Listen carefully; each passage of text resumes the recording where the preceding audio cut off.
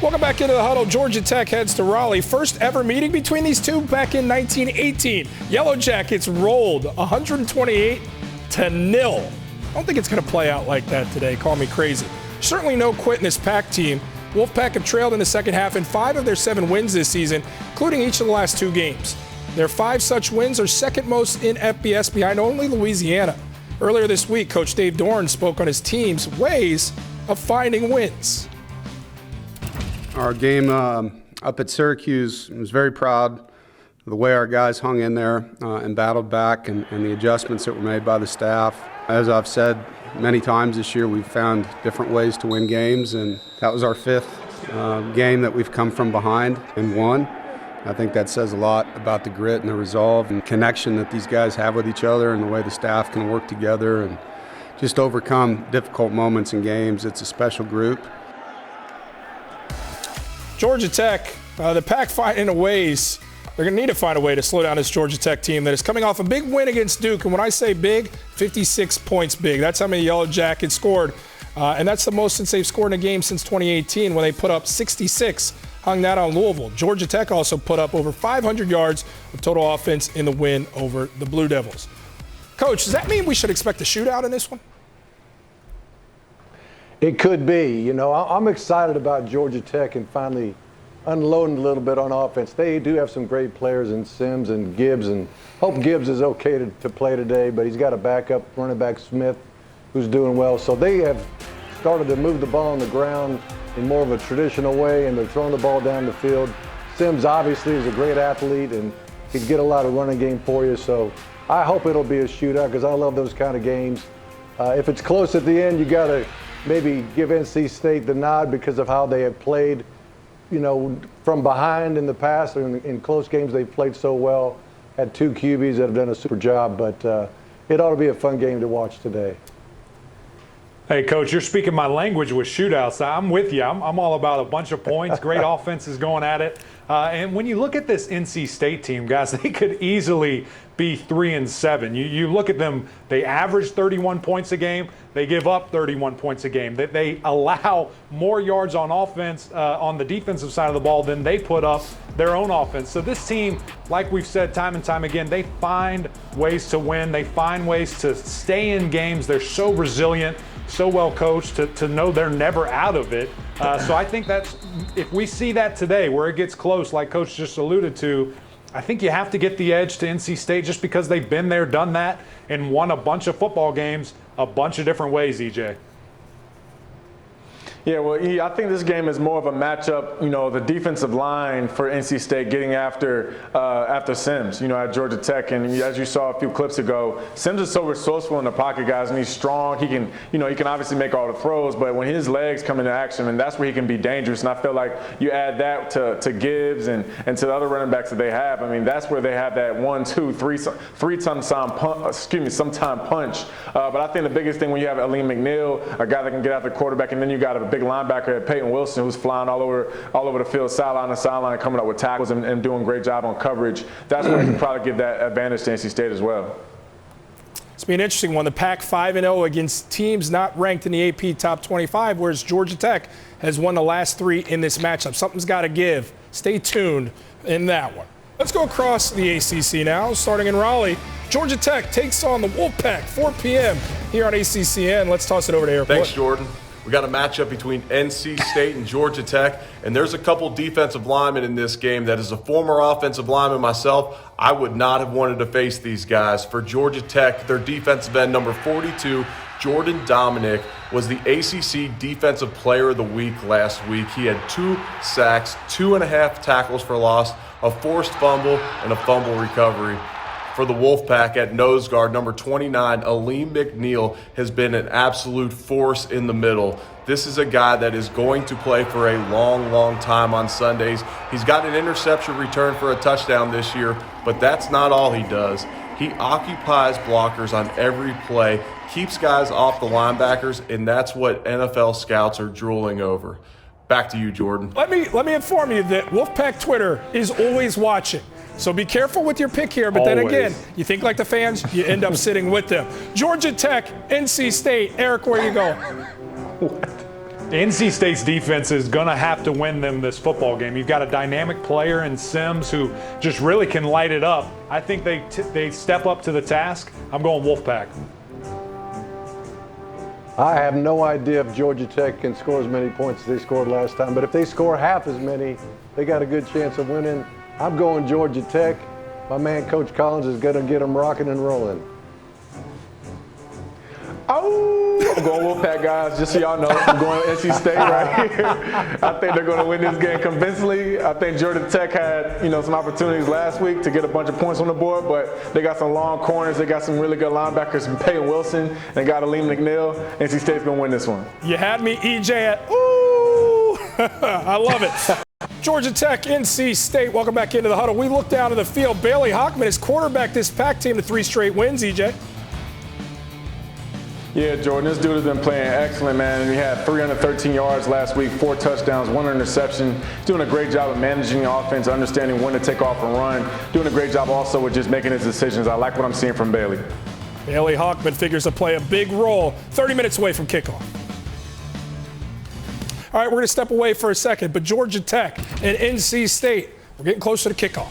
20 minutes away. Coach Collins, that rebuild in the right direction. Already more conference wins this season than last year with only 2. They've also have 3 straight wins versus the Pac. But this Pac team is very different this season. We'll break it down. That's next. I don't know. They do pull up a chair for Packer and Durham. I thought I'd try to give us a phrase. I got to work on that one. All right, we're 17 minutes away from kickoff. Georgia Tech, NC State, Emeka Emezi, must-see TV, a big-time playmaker, 158 career receptions. That's 6th most in Pac history. Some words from Coach Dorn before the game. Take a listen. Aleem McNeil announced via his Twitter this morning that he's going to go pro after the season. What's it say about him, though, that he wants to complete the rest of the season with his teammates and go out and compete? Well, it says a lot. We talked, 3 or 4 weeks ago about it, and he came in early this week and told me he wanted to do it. We talked about the timing of it. He didn't really want it to be a distraction during the week getting ready for this game, and he wants to honor his seniors as well. So happy he gets to go through this with his awesome family today. Georgia Tech's going to give you a bunch of different looks defensively. What's your offense need to do today to be effective? Well, you got to handle all the movement, whether they're stunting and or bringing pressure. We have to do a good job IDing different things and seeing the rotation of their coverages at quarterback, letting our playmakers make plays. I think when you play against teams that are going to blitz as much as they do, they blitz 70% of the game against us last year. You just got to manage the disruption, and not have the negative plays to get you behind the chains. With today being senior day, what's this senior class meant to you, especially their leadership during this crazy season? They've been incredible, and they've all been through a lot of different stories. When you get the kids up, we did that on Friday, and talk about each one, go through their entire career and how many snaps or how many things they've done, the degrees they've earned, the different things that they mean to our program. It's a special day, and the best gift we could give them is a win today on this field for the last time. Thanks, Coach. Good luck. Thanks a lot. Go Pack. Oh, Coach Doran smile. You love to see it. Coach Doran, one of a select few that are really in the conversation for Coach of the Year in the ACC, deservedly so, the job he's done with the 7-3 Pac team that has 6 conference wins. Winners of 3 in a row, this Pac team. As you watch them, Coach, as you watch them, EJ, what have you seen that's been the turn of the tide offensively with them and what Bailey Hockman is giving them? I just think it's confident and consistent play from Bailey Hockman. And even if you go back, 7-8 weeks ago, Jordan, when Leary was playing, I felt like that was the spark that gave this NC State team offensively more confidence. We know they have Bam Knight. We know they have Ricky Person Jr., 2 running backs that do a great job of getting upfield, getting at least 4 to 5 yards a pop. And also an offensive line that's been doing an excellent job of being aggressive at the point of attack. But I think at the quarterback position, like Coach Doran just said, go out there and understand what you're getting defensively, understand the coverages and how they're rotating and knowing where to go with the football. And, when all else fails, don't put it in harm's way. I think that's another area that Bailey has grown and not trying to just chuck the ball up, in double coverage and things like that. I've seen him at least, 3 or 4 times throw the ball into the second row, which is sometimes the right play, and that's out of bounds for everybody that didn't know what the second row meant. EJ, we're talking about QB play, and not many teams have a couple quarterbacks that could get the job done like NC State has had. But let's, if I'm not mistaken, Bailey Hockman played early in the year, played well enough for there to be an E.J. manual to success about him. Then he didn't play so good, got benched. And then Leary comes in. Leary plays lights out. Looks like Bailey's done for the season. Just going to watch from the rest of the way. Then Leary gets hurt, obviously. Bailey goes back in, starts balling out. They keep winning. Got a chance to set a school record of 7 victories, conference wins. I mean, it's just an amazing story by both the quarterbacks and the quarterback room in general, but Bailey Hockman in particular, to overcome the adversity and not get down when he had to sit and watch for a minute. So just really proud of him and the way he got raised. That was pretty good. Coach, I want to touch just quickly on Aleem McNeil, and we just heard from Coach Doran and hearing that he's moving on to the NFL draft, and I think that's a great opportunity for him. If you look at this year's draft class in regards to interior defensive linemen, it's not very strong. So this is a guy taking advantage of timing and his opportunity. On various sites, you look across for folks who rank these NFL prospects. He's been the #1 defensive tackle this entire year. So a great opportunity for him to move on. I know a lot of people thought he would come back and really put together a couple more years for the Pack, but you got to be excited for a guy moving on. Defensively for NC State, they're going to have to step up big time in this game. When you look at Sims, you look at Gibbs, we don't know if he's playing or not yet, but 2 guys who love to run around and create a lot of different problems for a defense. Out in the desert, they expect a lot of points to be scored in this game. I think it's going to be a little bit closer, and it's because of that NC State defense. My fault. I must have misheard there. I thought you said quickly there, Emac. All right, Georgia Tech, as we talk about this team. And the juice that they have. Love it. Coming off the I thought I was Duke. doing halftime by myself again. Sorry, Jordan. Coming off the Duke matchup last week, this Georgia Tech offense shot 56 points. And, oh, by the way, they produced 523 yards of offense there. So we know that this team in Georgia Tech is coming in with a little bit of confidence. Coach, what do you expect to see offensively from Coach Collins' squad? You know what? They're going to mix it up. They're going to try to establish the run. They have done a good job. Now, I don't know about Gibbs. We've been talking about him. If Gibbs is healthy, they got a lot better shot of running the ball well. But Sims obviously can run it. Dante Smith came in and has added some punch to the backfield.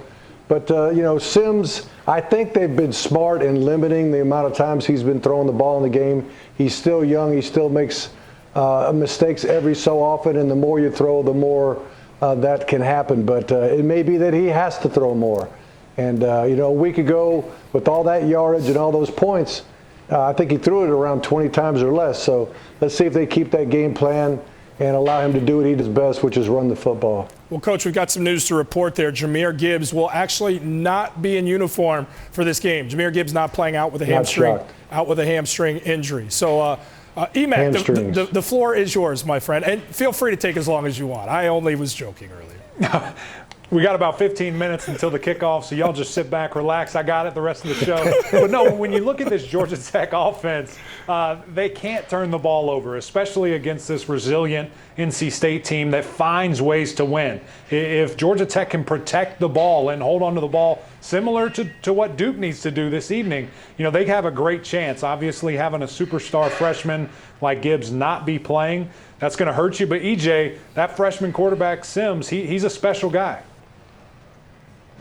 Yeah, he is, Emac. I think that's the cool part for Georgia Tech coming into this game. You have a very versatile quarterback, a guy who definitely joins the gun show every week because his biceps are the biggest I've seen in a quarterback, especially a freshman, in a long time.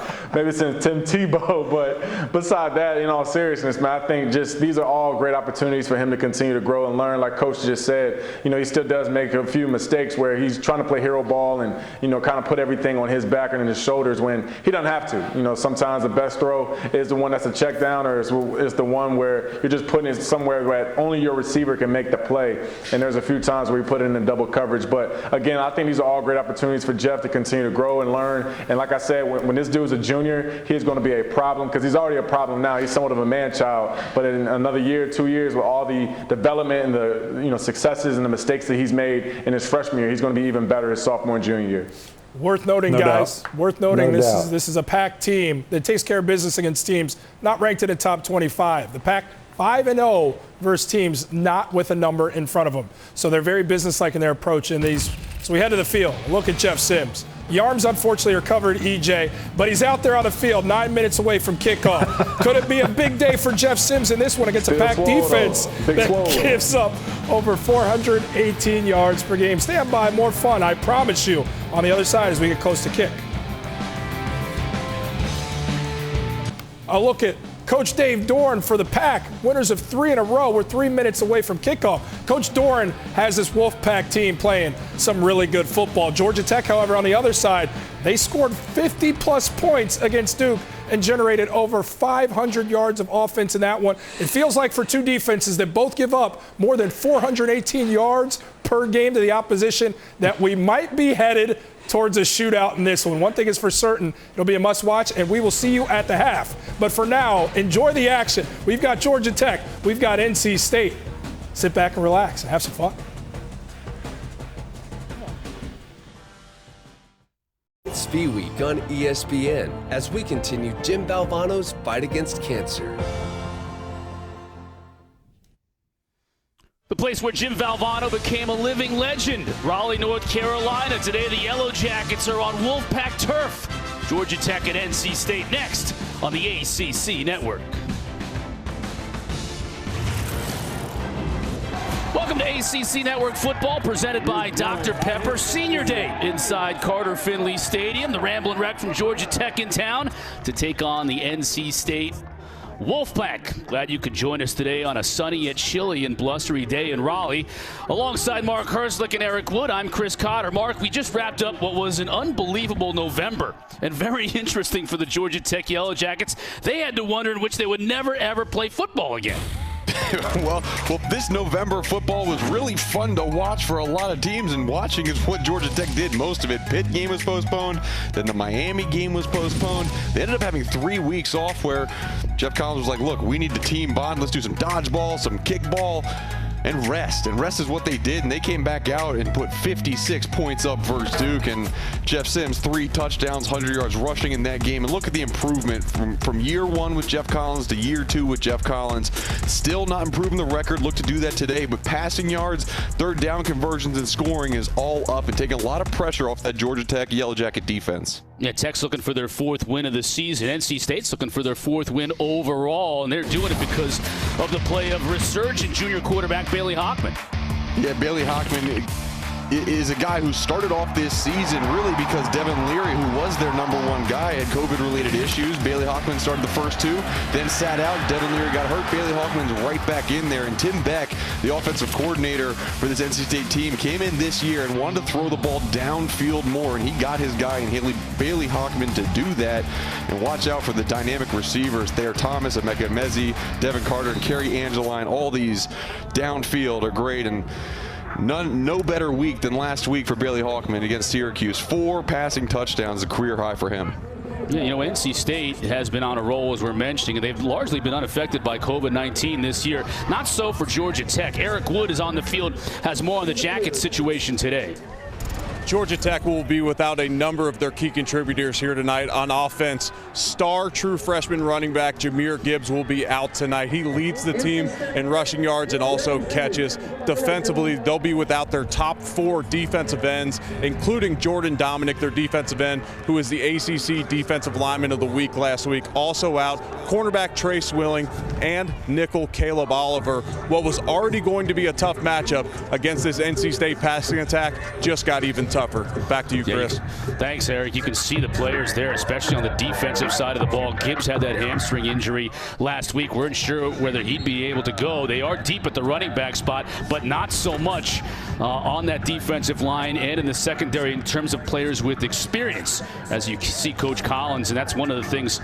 He's building this program, but he's building it with a lot of young players, and today he's going to have to play even more of those freshmen, redshirt freshmen, and sophomores. Dave Doran coming off a very disappointing year last year. Really, churn his staff. All but one coach gone over the last 2 years in terms of his assistants. So he's really had a big turnover there, but a remarkable year this year as far as a turnaround with so many new faces as far as assistant coaches go. He certainly is a candidate for the ACC Coach of the Year. We'll talk about that throughout the broadcast. Georgia Tech won the coin toss. They defer to the second half. as Austin Kent puts toe to leather, and we are underway in Raleigh. Bam Knight from his 2 to the 20. Still on his feet before finally being brought down at about the 27-yard line, which is how long that return was. So an opportunity to see not only Bam Knight, but Ricky Person, this 1-2 combo at running back for NC State, and Bailey Hockman that we talked about at the top of the show. Yeah, and Bailey Hockman's a guy, he's going to be really run this entire offense. Some people call him a game manager, but when you watch him throw the ball downfield, he has so much confidence in his wide receivers. Look for a lot of those 50-50 deep balls to turn into more 80-20 with his tall wideouts. Hockman, the fake to Person. Oh, big hit, and his receiver hung on to the football. Wanye Thomas came up to deliver the blow, and there Thomas was able to hang on.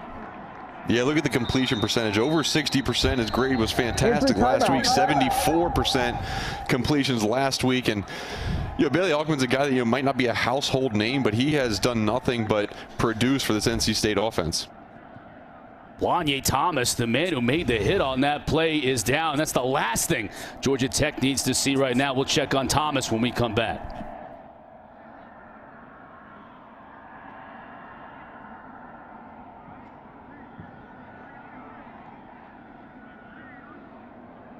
Well, okay. That's a stinger right there. Thomas is out. No one left. Shoulder. That looks like a shoulder. Yeah, that's why you got a wrap tackle. Wanye, come on, bro. You wanted to send a message right off the bat. Sure did. Despite our rivalries, this is the time to unite. We need to come together. To conquer biases. As well as oppression. We are committed to seeing each other as equals. And treating each other with respect and dignity at all times. We must hold ourselves and those around us to a higher standard. Because racism and bigotry will not be tolerant. We must fight for racial and social justice. We at the ACC will fight for unity.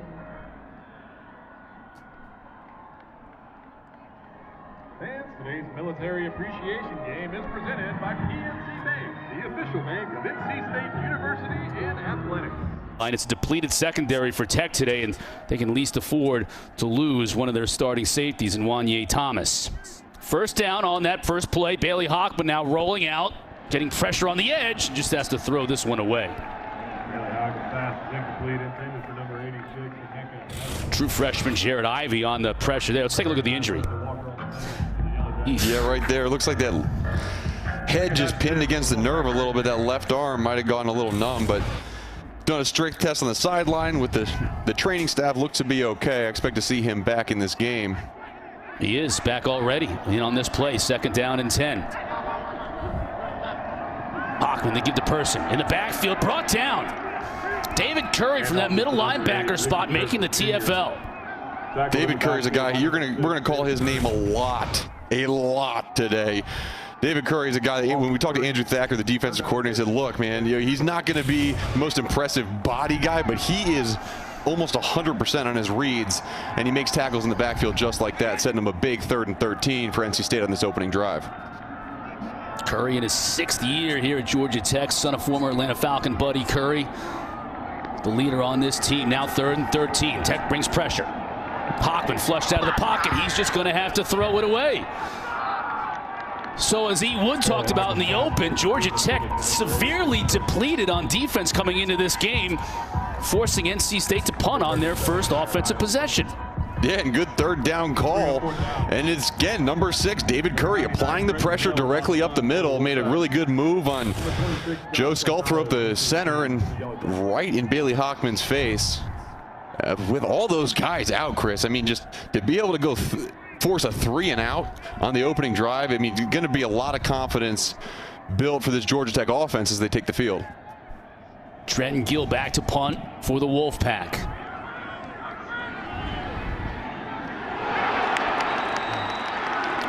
Punt received by Blancado, and he was hit immediately by that Wolfpack coverage team. Oh, and Blancado's lucky. No fair catch called. Good play by the cover man coming downfield. Kept his head out of it, just wrapped up the body. That's one that is going to be on the teach tape for punt coverage. Don't hit him with your head when he ducks. Good job with that one. And look at Jeff Sims. Jeff Sims is a guy, true freshman, coming into this team. Yellow Jackets have desperately needed a quarterback for a long time, trying to come out of that triple option offense, and Jeff Sims seems to be that guy. Tried to get it quickly to a tight end, Dylan Devaney, and pass goes wanting. I mean, just, Jeff Sims' production, he can do it on the ground, but through the air is what impresses me. When he does not throw the ball to the other team, he is very successful. 3 touchdowns last week, did have an interception, but also his biggest game running the ball on the ground with over 100 yards. Let's see how productive he is with the ball in his hand in this game. Jordan Mason nowhere to go. Tyler Baker-Williams from that nickelback spot there to bring Mason down, and much like NC State in their first offensive possession, Tech now facing a 3rd and long. Yeah, and 3rd and longs are different for this Jeff Collins offense. Jeff Collins is a defensive coach. He relies on his defense. He said, look, our 3rd down play will dictate if we go for it on 4th down. This could possibly be a run play if they decide to go for it on 4th. NC State brings 5. Sims hits his receiver out near the 40. That's Jalen Camp. And that'll be enough for a 1st down. Number 15-8 wide on the coverage. Yeah, Jalen Camp, a 5th-year senior, bigger target, 6'2", 220 on the outside. And this NC State defense, they play man coverage, but they back off the corners usually. See the top of the screen, the cornerback walked off. When we talked to Dave Padno, he said, we're just going to throw it out there to our wide receivers, pick up 5 or 6. This is exactly what Sims wants to do on this play. That time you had the nickel back and Baker-Williams coming up to defend Malachi Carter, incomplete. Yeah, Malachi Carter was open. Jeff Sims double clutched it right here. He needs to throw the ball right when Malachi Carter's coming out of his break. Doesn't allow the flat Tyler Baker-Williams to go out there. That's a timing thing. He needs to learn.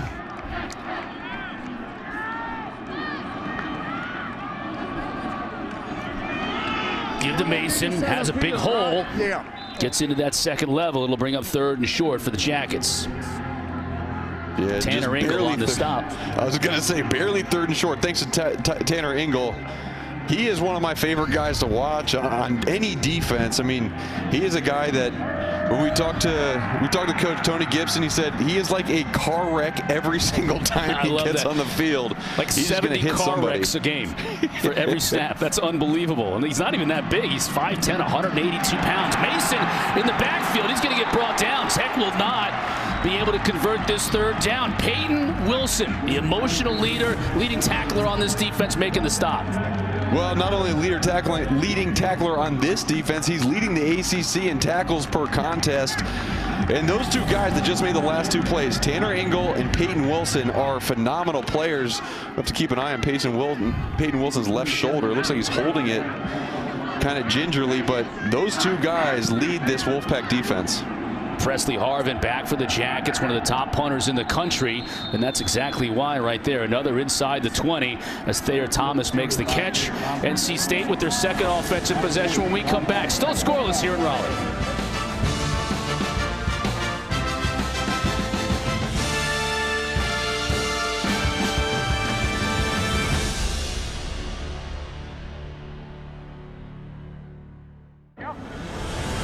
ACC Network Football is presented by Dr. Pepper, the official drink of Fansville.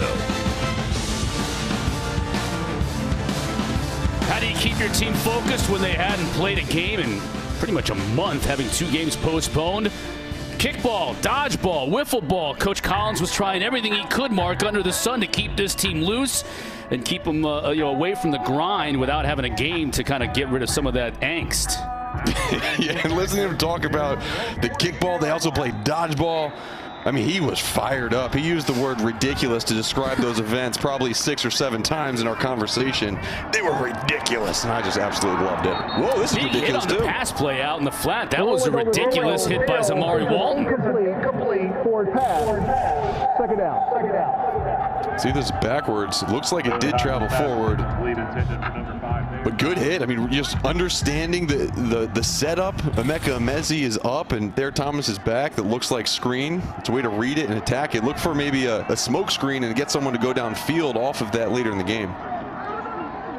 Hockman content to really air it out early on in this game, going down the sideline. Incomplete as Keenan Johnson was there in coverage on Devin Carter. Georgia Tech secondary without Avery Shoel, who entered the transfer portal earlier this week, and Trey Swilling, who's unavailable for this game, along with Caleb Oliver, one of their nickelbacks. They've come out to play. They have, and let's see if they bring pressure again. See David Curry walked up in the line of scrimmage, showing pressure. Let's see if they bring it or they drop back out. They drop out, come with just 4. Hockman has time, now he's flushed. Goes downfield, incomplete. Georgia Tech forces a 3 and out. Tariq Carpenter on coverage on Thomas, and NC State will have to punt from deep inside their own territory. Well, how about that? Back-to-back 3 and outs to open this game for the Georgia Tech defense. Andrew Thacker, the defensive coordinator, had to have been pulling his hair out this morning, getting the COVID results or just whoever's not active results, whatever you want to call them this year. But all these different guys, defensive ends out, safeties out, cornerbacks out, and this defense is really stepped up. Guys who weren't used to playing, they're playing now, and it's paying off early in this game. Trenton Gill from a yard inside his own end zone. Josh Blancato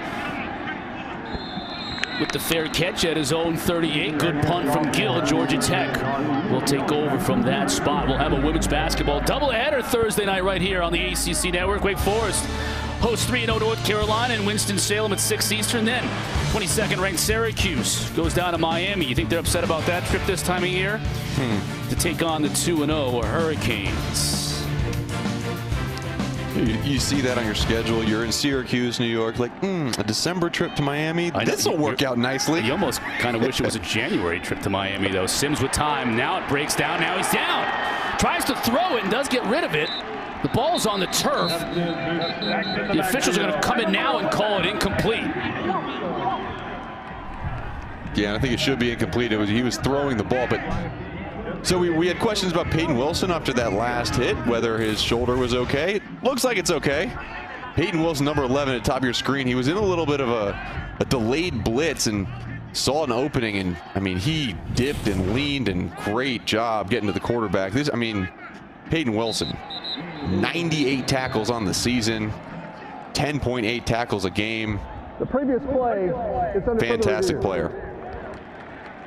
As we hear from our referee, Riley Johnson, first time today. He's going to check in with Jack McElwee, our replay official, to see whether Sims' knee was down before he got rid of the football. We'll tell you what they come up with when we come back.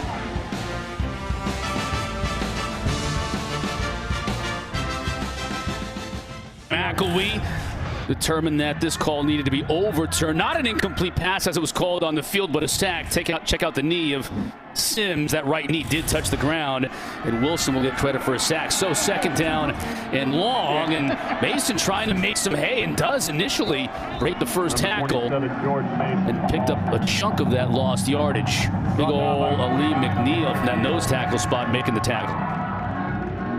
Yeah, it's going to set up a third down and long for this Wolfpack, for this Georgia Tech offense, and it's just not the position that they want to get into. I mean, really their go-to guy right now, Malachi Carter, the 6'3" wide receiver at the top of your screen. He does a cut split. Look for him to possibly come across the field down below, but it's going to be in Jeff Sims' hands. Pack bringing just 3, so Sims has time. Ball dislodged from Malachi Carter. Nice job defensively by Isaiah Moore and Drake Thomas, 2 linebackers in coverage. And that's going to be the development, the kind of the next step in this Georgia Tech offense. Right now, these wide receivers, this offensive line, everybody is just a year removed from the triple option style offense. If I'm able to kind of sit at my home in Connecticut and understand what that route is going to be, the Wolfpack defense does too. So hiding plays like that, that's going to be the next step as this Dave Patnode offense progresses next year. Presley Harvin Puts that big right foot into it. And this one goes into the end zone for a touchback. Let's take a look at tonight's Food Lion food for thought. Mark, when you talk about these receivers for NC State, Emezi on the outside, Thomas in the slot, and Angeline at that either H-back or tight end spot. They get involved in all kinds of different ways. Yeah, they do, and really their body types really set a precedent for the types of routes they run. Emezi's 6'3", 220, a lot of outside fades, deep balls, 50-50 shots to him. And there, Thomas is more the quick guy. He'll go in the slot, some option routes, and then carry Angeline, a 6'7", 250-pound target in the middle of the field. He also can line up in the backfield as well, create problems and mismatches against linebackers. Tech showing pressure. They give the person on the outside. He's got nowhere to go. Strung out and dropped for a loss. Yeah, great job by the defense right there. And Mike Lockhart, number 94, good job of setting the edge, right? Usually you talk about the edge of the defense being all the way on the outside, but when Mike Lockhart's able to extend his arm and penetrate up the field, it makes the ball carrier bounce deep and wide and allows the rest of the defenders to get there. I mean, really impressed so far with this Georgia Tech defense on these first 3 opening drives. 2nd and 12 for Hockman as he directs traffic. Jackets bring just 4, so Hockman has time, and he has a receiver for a first down. That was a strike to C.J. Riley. Yeah, we're talking about size of receivers. Well, C.J. Riley is 6'4", 220 on his own, and this is a good job of using his body. You see it a lot of tight ends in the NFL where they just run a little quick stop route, but Billy Hockman was able to throw it away from the defender. Good pickup for the first down.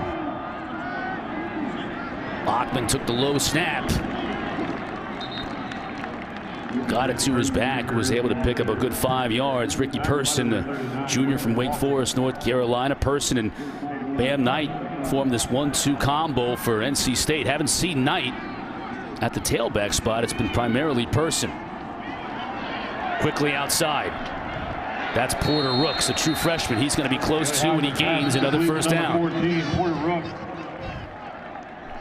Yeah, Porter Rooks is a guy they're excited about. He's a little bit smaller than the rest of the wide receivers, but they use him on reverses and different things of that nature. But he also lines up in a lot of these 4 wide receiver sets. You see Angeline in the slot to the top of your screen. Let's see if they go his way with no one covering him.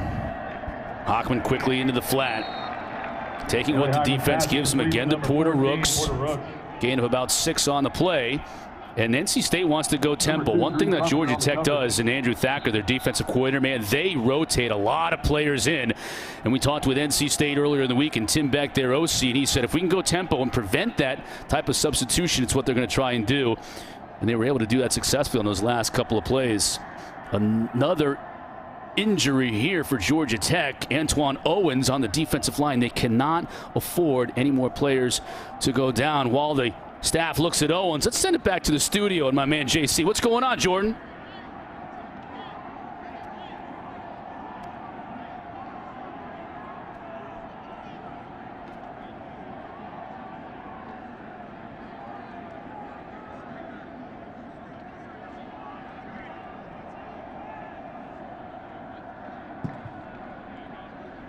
Yellow Jackets fans, looks like Owens was given a bottle of water and stretched out. That leads me to believe it was just a cramp, and so he's walking off the field. But Chris, you're right. They cannot afford to lose anybody else at that defensive end position. They only have 4 guys right now that can go, and 2 of them are true freshmen. So, they are thin at that position.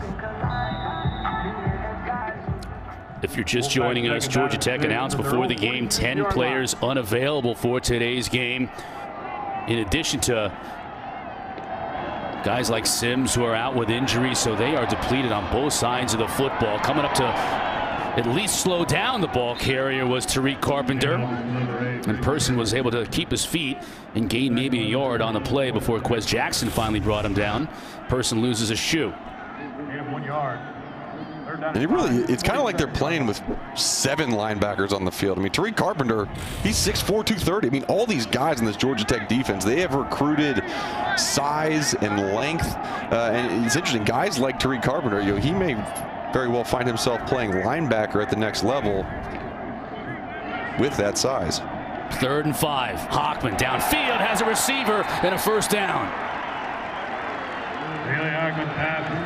That's Emezi finally getting involved in the offense with his first catch of the night.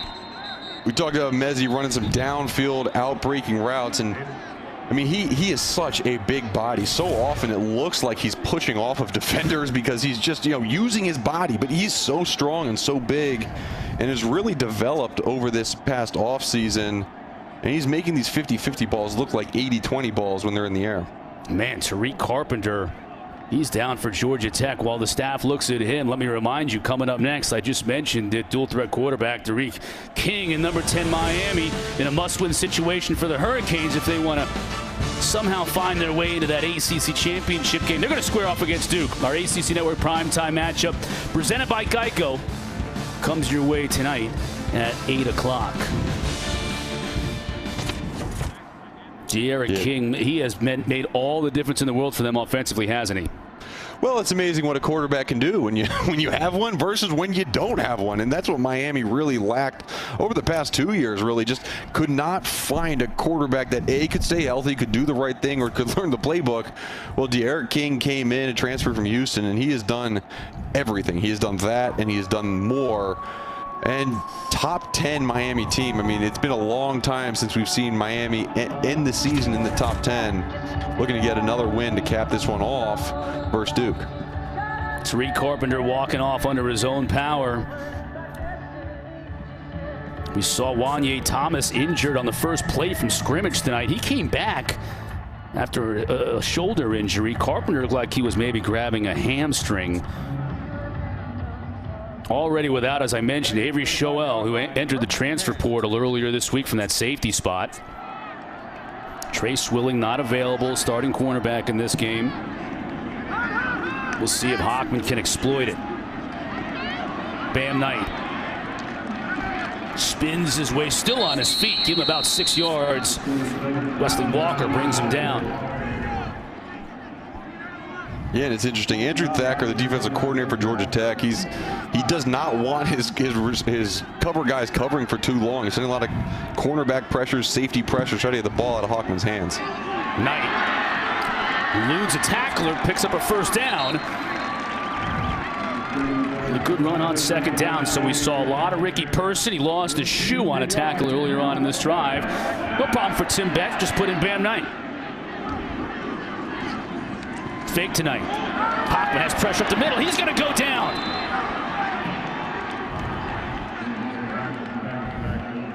Kyle Kennard, one of those true freshman defensive ends with the sack right up the middle. Oh, they're excited about him. Watch 31 on the left side of your screen. He just come. He said, wow, there's a huge gap right here. I might as well rush the quarterback. It looks like he was dropping into a little bit of a spy zone. But good trigger and to get downfield. And I mean, it's guys like that there's injuries all over the place for Georgia Tech defensively, but then true freshmen like Kyle Kennard, 6'5", 240 out of Atlanta. And there he's another guy down. Looks like Griffin. Yeah, Jaquan Griffin, another one of those interior defensive linemen. Georgia Tech is playing a lot of players, but Eric Wood down on the sideline. I mean, they're going to run out of players here soon enough. They are, and the longer these drives go for NC State, the tougher it's going to be on Georgia Tech because they're so used to rotating guys. These guys don't normally play more than 3 or 4 plays at a time. NC State's first drive of the game was only 4 plays, and they were extremely effective. The next one was a 3 and out. This drive, as it has gone on and on, it gets tougher and tougher, and that's where it becomes so huge when you get a true freshman like number 31, Kyle Kennard, to get a sack on the last play to force him into this second and extremely long. There's Griffin, the sophomore from Rome, Georgia, walking off under his own power. This is a 10-play drive for NC State, so this is by far their most effective and efficient drive offensively here in this early going. Yeah, Eric mentioned the length of the drive. You just said 10 plays, but what you're also seeing is NC State is going fast, and what that does is, it forces Georgia Tech to keep the same guys on the field. They can't sub, but it also forces these defensive linemen to get back in their stance faster and can't catch their breath, and that's tactical. That's tactical by Tim Beck on this NC State offense. Tech bringing pressure again on second down and 20. Hockman is able to find his tight end Angeline in the flat to pick up a big chunk of that 20 yards back. Kerry Angeline's a guy who's really stood out this year for the Wolfpack. I mean, he's 6'7" target. He's been so good in the red zone, and you see him lined up in that kind of near slot position at the top of your screen. They love him out of that position, working against safeties and linebackers. Hockman in the end zone. Incomplete, defended nicely. Rooks wanted to get a flag. No flag thrown. Wesley Walker, redshirt freshman, on the defensive Rooks over the middle. Great play on the back end. Number 32. It's Wesley Walker, as you mentioned. He's a guy third on the depth chart, third on above the line. That's what Georgia Tech calls it. But you see him right now on field goal block team. He's kind of doing a little bit of everything with the limited personnel that Georgia Tech has, but good play to prevent a touchdown. Christopher Dunn from 40 yards out for the first score of the game, right through the uprights. One of the more accomplished kickers in NC State history, and that's saying something. With the first 3 points of the game, NC State up 3-0 here over Georgia Tech with 5:19 left to go in the first quarter. So with all the injuries, Mark, and everything going on with this Georgia Tech defense, they bend, but they don't break on this drive. And all things considered, at 5:19 to be down just 3, they've kind of weathered the storm here early on, if you will, defensively. And now maybe Coach Collins can kind of get the charges up and have them feeling confident about the way they've played so far. Yeah, I want to know the chatter that's going on in Coach Collins' headset right now. You got to know that the coordinators, the position coach, everyone's talking to him, be like, we're down this guy, this guy's back. And I mean, for a head coach, anytime that you have a season like 2020, it becomes hard to manage your team. But anytime you also have injuries on top of that in the game, just limited your game plan. I mean, it just becomes so difficult to coach a winning team. And you're right, to only have 3 points on the board right now for this Georgia Tech defense, that is a win so far in this game.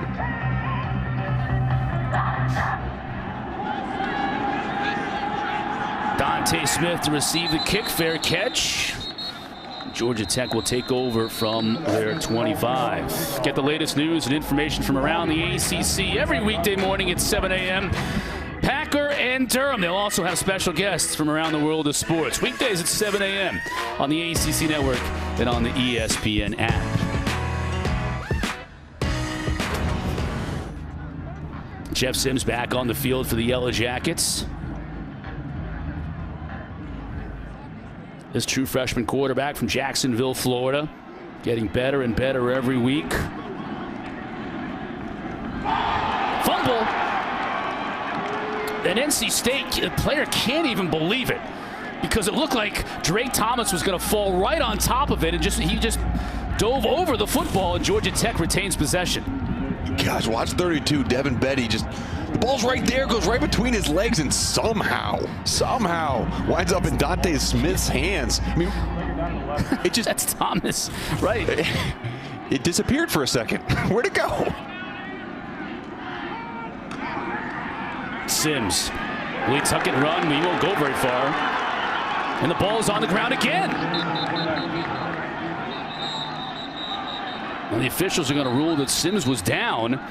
Ball security has been an issue all year long for Georgia Tech, and it certainly has been in the first 2 plays of this drive. We do have a flag on the play. Let's check the laundry. There's definitely some pushing around the pile.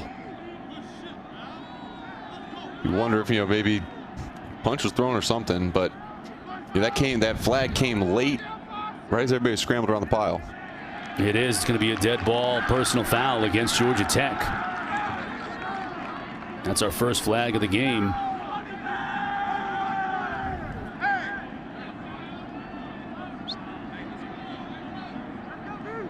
Correction. They're offsetting fouls. Personal foul. After the play was over, personal foul, unnecessary roughness. Defense, personal foul, unnecessary roughness. Offense, the down counts. It'll be 3rd down. Well, there you have it. And Chris, don't you think sometimes if you get unnecessary roughness against you, then it's necessary to rough back? I feel like sometimes you have offsetting unnecessary roughness. The second one might be necessary. It's a judgment call as to how necessary that second roughness was. Yep. But anyways, it's like that down didn't happen, so good for Jeff Sims. Well, it's after the play, so it's 3rd and 12. Oh, yeah, you're right. And Sims is now going to have to make it up on his own, which he might do. Can he get to the outside? He does. Well, that's the improvisational skill right there that Jeff Sims brings to the table. When everything broke down, he was able to go 14 yards and pick up the first. Yeah, and you see NC State brings pressure. A really good pickup by number 28, Dante Smith, the running back. And pushing his defender by the quarterback. Jeff Sims had an open lane, took advantage of it. I mean, you're right. That's kind of the extra that he brings to the table. Now pressure up the middle. He'll be dropped. Drake Thomas couldn't pick up the fumble that was right in front of him a couple of plays ago, but he picked up the quarterback that was right in front of him on this play. Well, it really just seems like this Georgia Tech offensive line, they can block well for about a second and a half. But what this NC State defense is doing right now, they're saying, okay, if you keep the running back in to block, our man player on the running back is going to add blitz. And that's been Thomas on the last couple plays, and they've gotten to the quarterback really a lot of pretty much every down on this drive. Draw to Smith. Bounces off one tackle, picks up about 4 or 5. Eric, you were talking a lot about this offensive line and the transition from the option a couple of years ago and the job that Brent Key has done just to get them to where they are.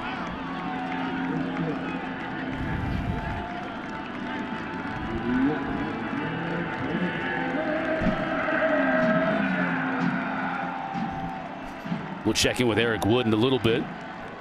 He was talking about that, though. I will back you up on that, Chris. Even Thanks. Though he was talking about that. He wasn't talking now. He was earlier he was talking about it. Yes. Big 3rd down for Georgia Tech. Sims flushed again. Breaks containment again near midfield. Gets a block and now goes down at the 45-yard line. Flag on the play. Let's see if this one comes back. Offensive holding, number 73, 10-yard penalty, 3rd down. The veteran Zach Quinney guilty of the hold. And Quinney's been a really good player for this Georgia Tech offensive line. I mean, the task that he had to have. I mean, he was playing in this triple option offensive line set where you're lean. I mean, he's like 250 pounds at 6'6". I mean, that's like LeBron. You can dunk with that. And then he had to gain 50 pounds over the offseason because he wanted to keep and maintain his spot. He did that, and you know, that play aside, he's been really effective and a good blocker for this Georgia Tech offense. But now sets up 3rd and forever for Georgia Tech. 22 to be exact. They're going to lose yardage on 3rd and 22 as Dante Smith just tried to pick up what he could. As Jemias Griffin, rather. And they'll bring up 4th down. Jeff Collins told us a hilarious story about Zach Quinney. Before he ever met him in the facility, he met him at a Waffle House. Zach Quinney was eating an egg white omelet, and this was during the weight gain process. Because he saw him with that egg white omelet and he wasn't getting big enough fast enough. Now in their O-line handbook, they have one rule: no egg white omelets. Returnable punt here from the Wolfpack. And that's Thomas, who gets really good return on it. So NC State, after a 52-yard drive on their last offensive possession, now are set up in good field position here. There, Thomas coming off one of his best games with 3 touchdowns receiving last week. Dynamic in the return game as well. Setting up great field position for his Wolfpack offense. And, you know, I think Eric just told that story. I think it's so funny. You know, where else are you going to meet an offensive lineman who's trying to gain weight? But a Waffle House. But the fact that he was at Waffle House wasn't enough. He was at Waffle House eating an egg white, no fat omelet. That is not what Chris Cotter would order if he went to Waffle House. No, the rules, scattered, smothered, covered, chunked. Waffle House and those hash browns the whole way. Hockman rolling out. Receiver covered, but a nice catch in traffic. That time by Devin Carter. Really good play fake on this outside boot. And look at this. I mean, it looks a little bit different. Bailey Hawkman's a lefty quarterback, rolling out on that boot to his left-hand side. Strong hands by Devin Carter. And this run, and boot deep ball has been really effective. Person. Brought down after a gain of 3. You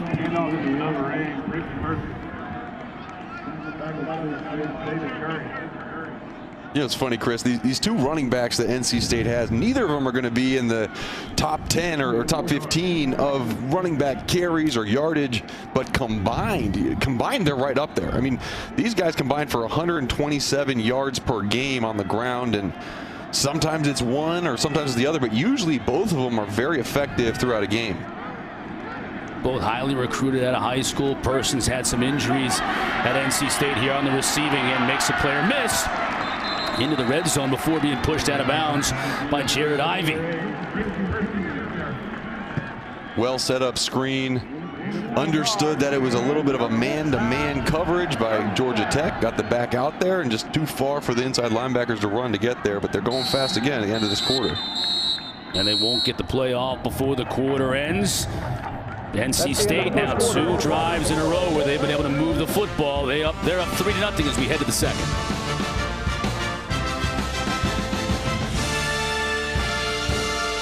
Bell Tower here on the campus of NC State in Raleigh, North Carolina. Dedicated in 1949. A tribute to those who fell in past military conflicts. You're watching ACC Network football here on the ACC Network. Presented by Dr. Pepper. Look at Person on the left side. Inside the 10. Will he get to the end zone? Inside the pylon. Touchdown, NC State. Well, that's a way to start the quarter off. Just hand the ball to your big running back, Ricky Persons, around the left side. Really good block by Akeem Ickey. The new absolutely fantastic job sealing the edge. And Ricky Persons dives in. Ball crosses the goal line, bounces off the turf, and soars away like Superman. Fantastic run and great blocking up front by this NC State offensive line. 4th rushing touchdown of the year for Person.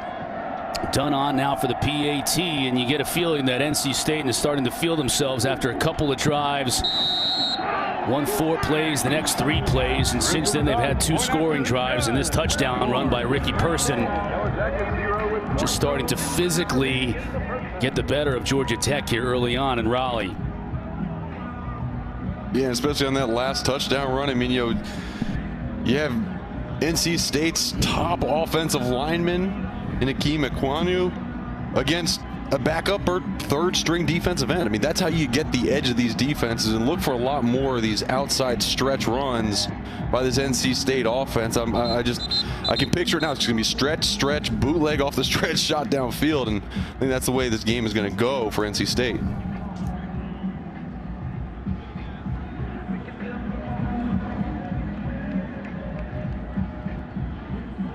Four plays, 45 yards, just 1:32 off the clock, and Person finishing it off with a 20-yard run, all set up by a good punt return from Thayer Thomas.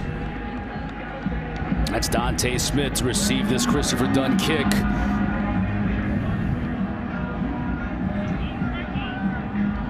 It's Trenton Gill kicking off for the Wolfpack. Smith to let this one go over his head. Georgia Tech will take over at the 25. Wolfpack's done it offensively these last couple of drives, and then on the defensive end here, Mark.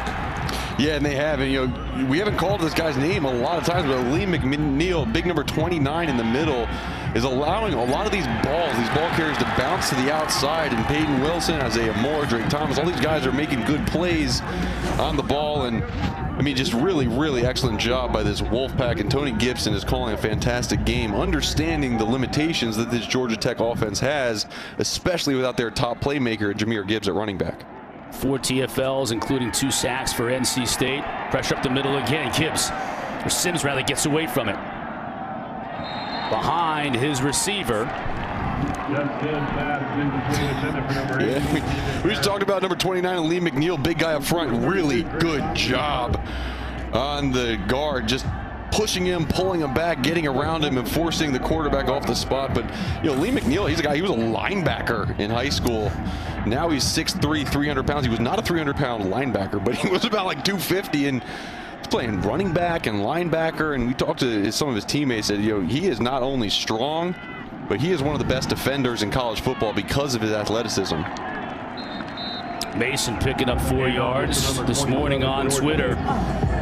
Lee McNeil announcing that this would be his final year here at NC State. He was going to test the NFL waters afterward, and so many players this year opting out in mid-season or here as we get towards the latter part of the year. McNeil saying, I'm going to play the rest of the year with my mates, including this game, final game of the regular season for NC State, and then potentially a bowl game down the road.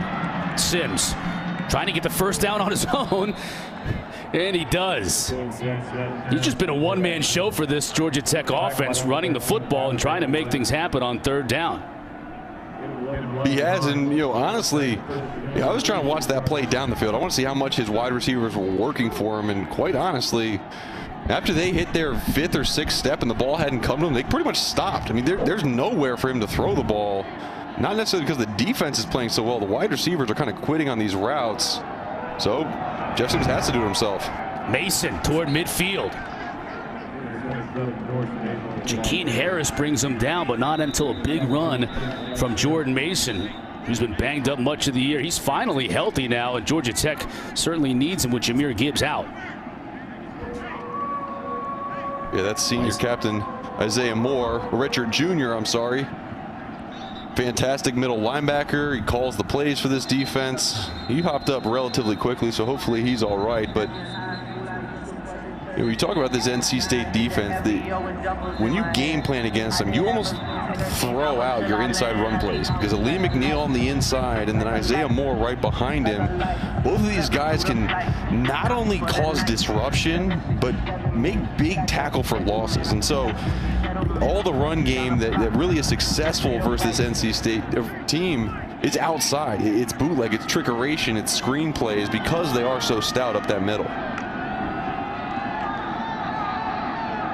Again to give to Mason on the outside. Nice cutback. Picks up 9 on 1st down.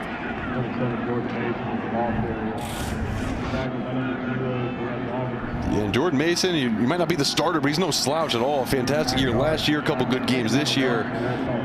But he's a guy that once he gets pointed downhill can really be disruptive.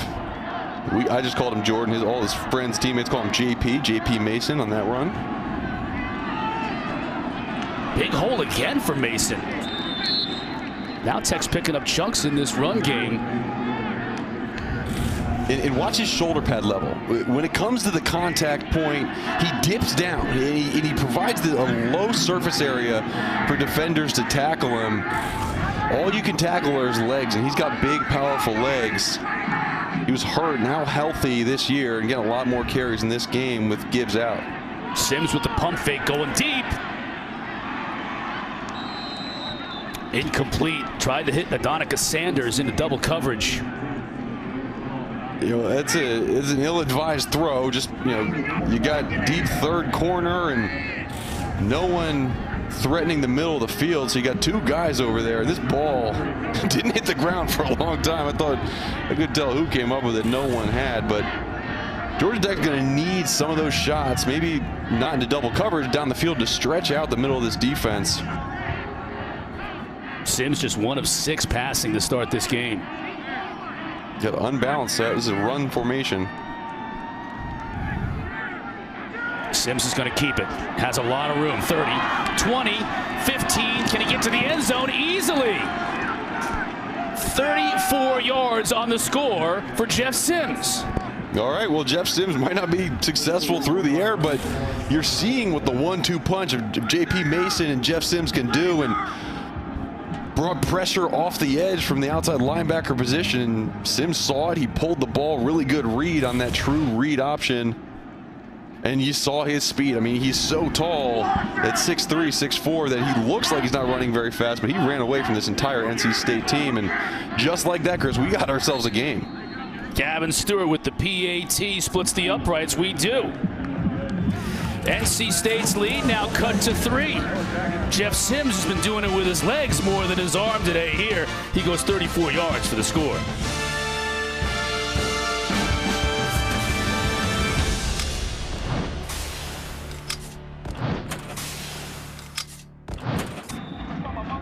Gained on the ground.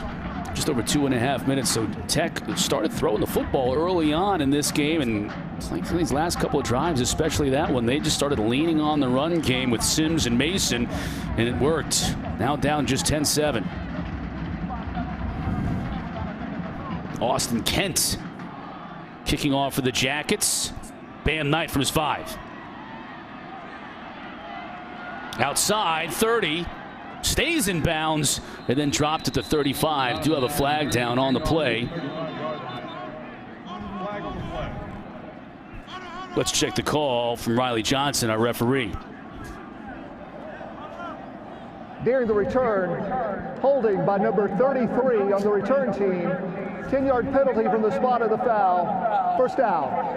That'll negate a 30-yard return. Let's see where the officials mark it. Before we do, though, let's check in on tonight's Aflac trivia question. Aflac. NC State has not beaten Georgia Tech at home since September 21st, 2000. Who was the Wolfpack starting quarterback on that evening? I should remember that game well. Yeah, I think I know that one too. 2000. I think that was a pretty good year for NC State quarterback. It was a really, really good year. Good year for Georgia Tech football, too. So the Wolfpack starting from their own 12 instead of the 35. Big penalty. Hockman has a receiver open. Again, the freshman who's having a big game so far today. Porter Rooks brings it in and gets the Wolfpack out of trouble. Yeah, Porter Rooks, I mean, only has 19 catches on the entire season, but they've gone to him a lot today, and you can see why. He's a guy who just can get open, find that open space. I think they're looking at him to be a guy who maybe play along with their Thomas in the slot. Hockman read pressure on the right side and just got it out quickly to C.J. Riley.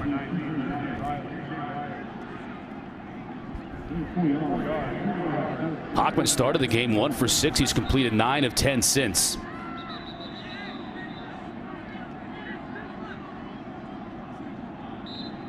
Moving the ball to the near hash. Man-to-man for Georgia Tech. Curry showed pressure. Now he backs out. Looks to the sideline to bark out the call. Yeah, and Curry's checking out of it. They know it's man. They're going to check the zone. Hockman gives to Bam. Just brute strength. Bounces off the initial tackle. Quez Jackson is a tackling machine for these Yellow Jackets. Couldn't wrap up Knight. Gain of 5, 3rd and 1. Going fast. Give to Knight again. No room on the left side. Takes it to the right and picks up the first down.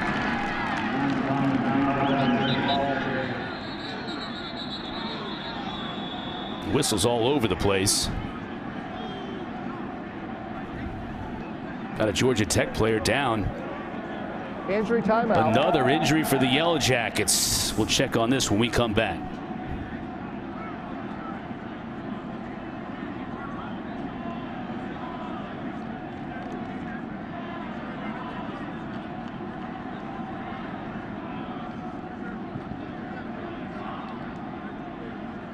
Coming right down to its selection show presented by AT&T will be December 20th. Then on New Year's Day, the Rose Bowl and the All-State Sugar Bowl. Those are the semifinal games.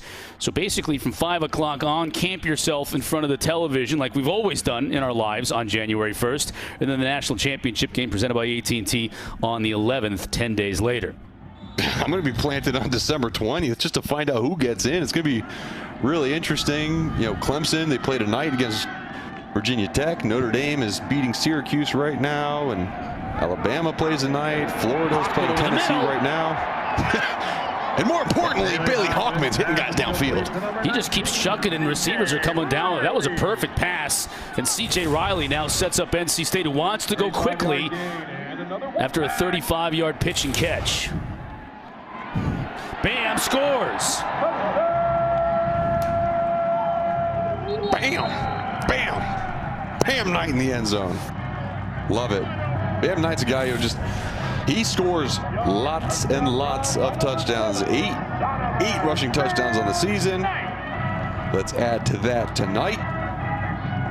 Bam Knight's a really, really good player for this team. It's starting to look a little bit easy for this NC State offense. After the play was over, personal foul, unnecessary roughness. Number 54 on the offense, number 54 on the defense. Fouls will offset. The touchdown counts. Well, there you have it. But it's put a lot of pressure on Jeff Sims and this Georgia Tech offense. NC State's able to move the ball downfield so easily.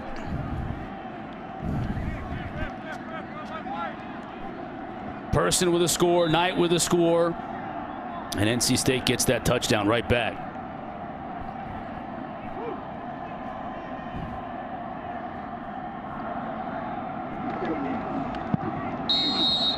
Done with the try, and it's good. 17-7. Wolfpack on senior night. Extend their lead back to 10. Do have a flag on the play, several of them. I think we might have a running or roughing the kicker. Riley Johnson going to discuss it with the other officials and with Coach Doran.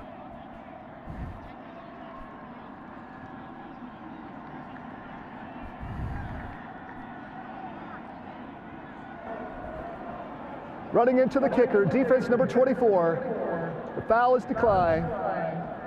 The extra point is good. Thank you, Riley, for explaining that to us. 17-7, NC State on top here. 10-12 left to go in this first half.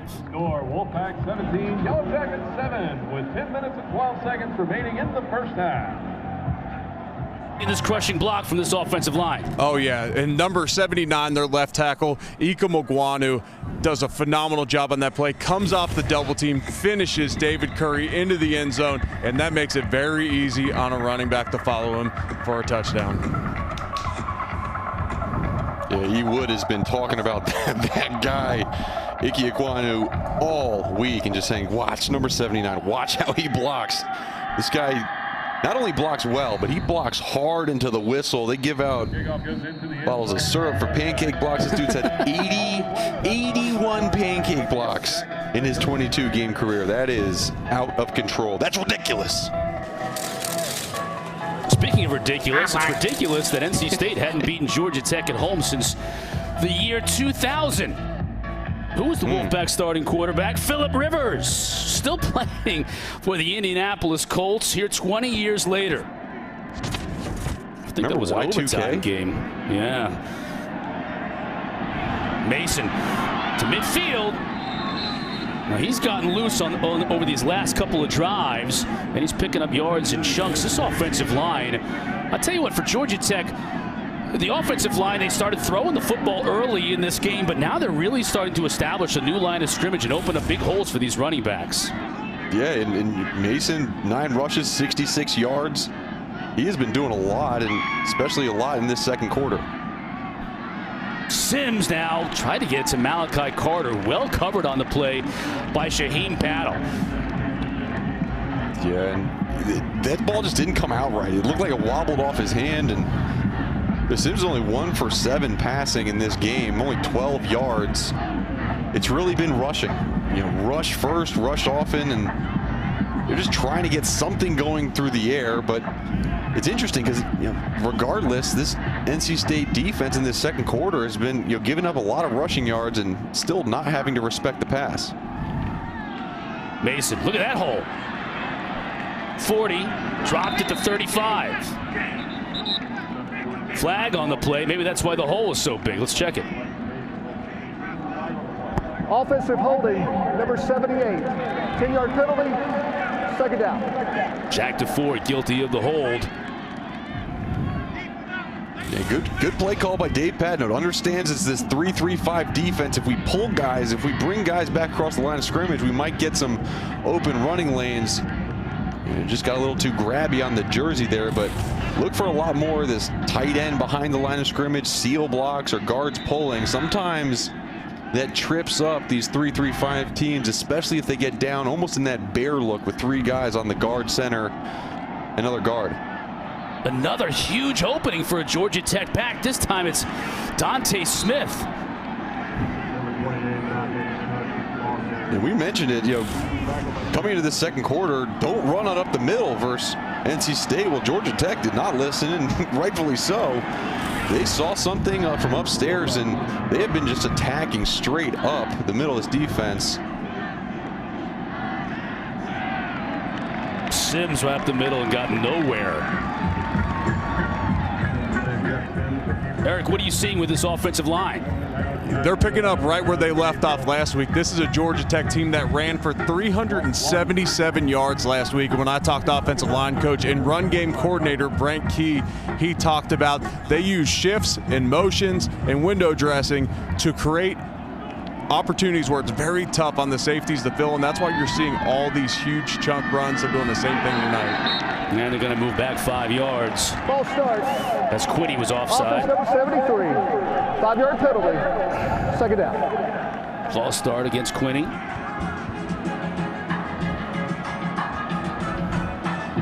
That's what they did last week against Duke. 377 yards, almost 8 yards a carry. Tons of big plays. There's nothing wrong with 167 yards a game during the regular season, but they blew it wide open last week in Atlanta. Sims over the middle, has a receiver. That's Sanders, hit hard. But he's going to pick up a nice gain. Battle is on the defense for NC State, 15 yards. It'll bring up third down and short. Yeah, good job with the hard play action. They brought the tight end back behind the line. A guard pulled and opened up that window for Donicus Sanders. Interesting to see where they go. I have 3 receivers at the bottom of your screen. Pack showing pressure. Tech tries to run for it. They're going to come up short. Yeah, don't be surprised if they go for it on 4th down here. They feel like they can get a yard or 2 yards. Peyton Wilson shaken up again. Helped make that stop. Number 11 for NC State. Leading tackler in the conference. Is he holding that left arm again? Looks like he might be. Injured that arm earlier in the first quarter. We'll check in on Wilson when we come back.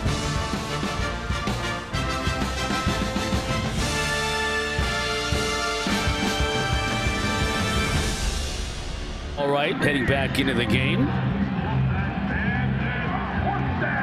Although he'll have to wait this one out. It's 4th down, and Georgia Tech is going to go for it from the NC State 34. 4th and 2 for the Jackets. Now we get a whistle just before the snap. Well, someone's unhappy with where somebody is. Wants them to be in a different spot. First charge of the half. NC State calls a timeout and wants to talk things over. Apologize for the language. Coming up, State Farm halftime report. I'm sure much more decorum from the studio in Bristol. Jordan Cornette and a cast of characters coming up with the State Farm halftime report. They'll recap our first half here and take a look at Notre Dame and Syracuse. Don't forget Clemson playing tonight as well.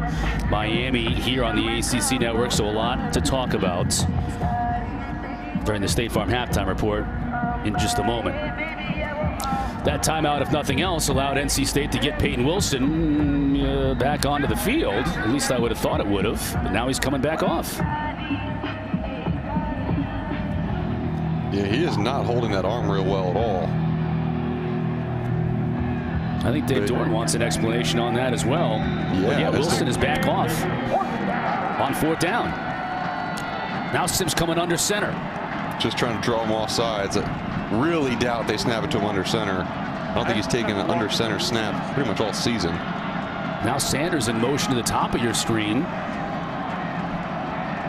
I'm just telling your defensive line, earmuffs, do not jump off sides and give him a free first down.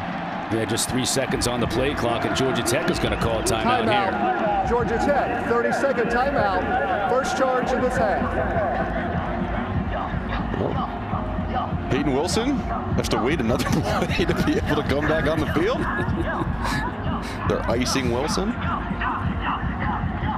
But I still think that this is a go-for-it opportunity for Georgia Tech. I think they just realized, look, this is such an important moment. Let's see if we can draw them off sides.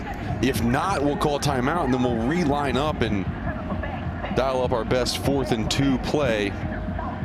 I'd be very surprised to see them punt the ball in this field position, and with the wind in their face, very, very long field goal attempt. Well, it looks like even after that timeout, Dave Patnode's offense is coming back out on the field for Georgia Tech.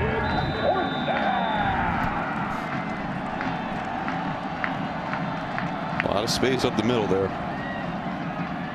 And they're going to give it to Mason, and he's going to be stopped short. Tripped up in the backfield. And Drake Thomas eventually brings him down. It looked like Isaiah Moore may have gotten a hand on a shoestring here. Yeah, good job by Isaiah Moore. They just ran a dual play, meaning double teams all across the front. See, 78, 57 double team, but because they did that, Mikey Minahan, the center, wasn't able to get up to Isaiah Moore. Good job of shooting the gap. I mean, that's a next level play by Isaiah Moore, timing that pressure up, and then Drake Thomas coming over top, finishing it off. NC State holds and takes over on downs. Hockman has all kinds of time. Now flushed out downfield. Right on the end, on the sideline, and the receiver makes a catch. That was Amezi who went up and got it. And now NC State again wants to go quickly. Rolling on the field is a completed forward pass for a first down, and that play is under further review. Now let's check to see if Amezi got a foot in. Yeah, and regardless of whether he got a foot in, Bailey Hockman, fantastic job of buying time, rolling outside the pocket. Let's see right here. Left toe? Left toe. I think he kept that left toe in. Interesting. You don't really want to catch it with your pinkies together like this. You want to try to high point it with your thumbs together. But let's see. The ball's in possession. That left big toe stays in bounds. Really good body control. I mean, it's hard. It's hard not to jump for that ball. I mean, it's up there. It's above your eye level. Your body says jump for it. But great job by Mecca Mezzi, understanding that I need to get my toe down reception. To me, that's completion. If this stands as called on the field, and it was a completion, let's hear from our referee, Riley Johnson. The ruling on the field is confirmed. Hockman has now completed 11 of his last 12 and 5 in a row. He's really heating up.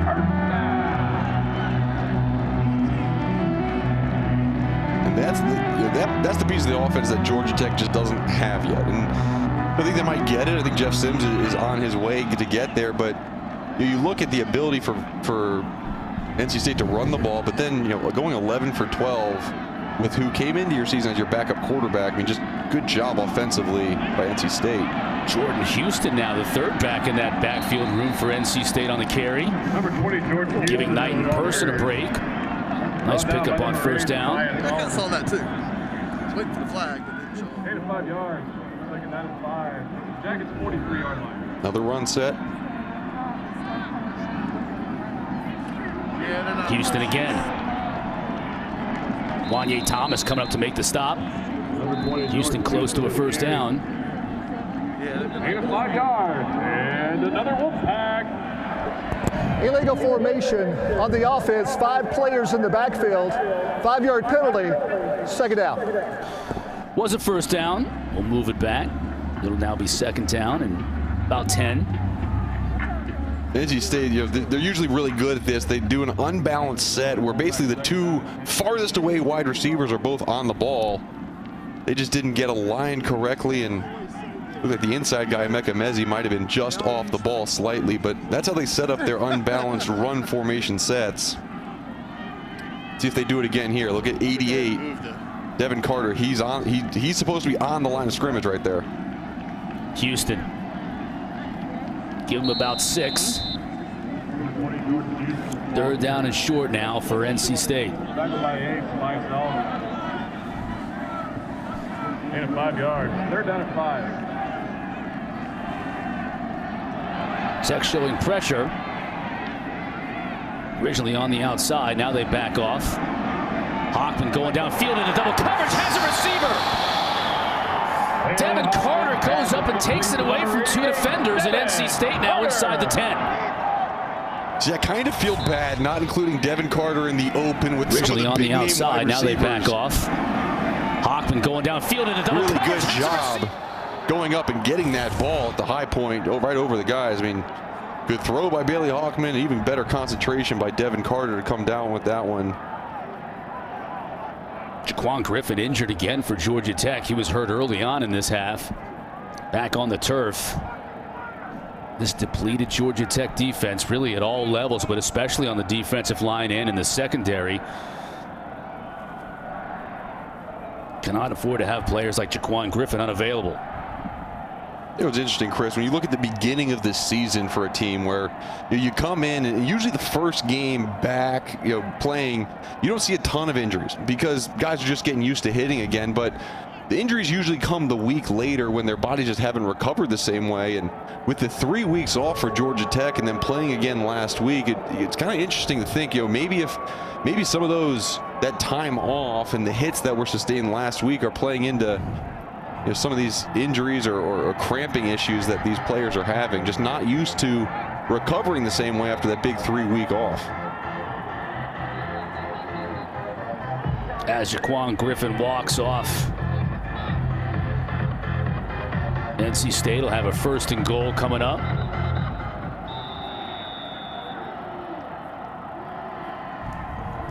Yeah, you look at this, just the schedule shifts. The Pittsburgh game, the Miami game, they're put off to after this current game. And in between that Notre Dame and that Duke game, a lot of time off. Give to Houston. Bangs his way inside the 5. Give him 3 yards on that carry. Tackle by 39, Wesley Walker. 2nd and goal from the 4-yard line. It's a good look at Jordan Houston, a sophomore from Waldorf, Maryland. Making the most of his playing time on this drive.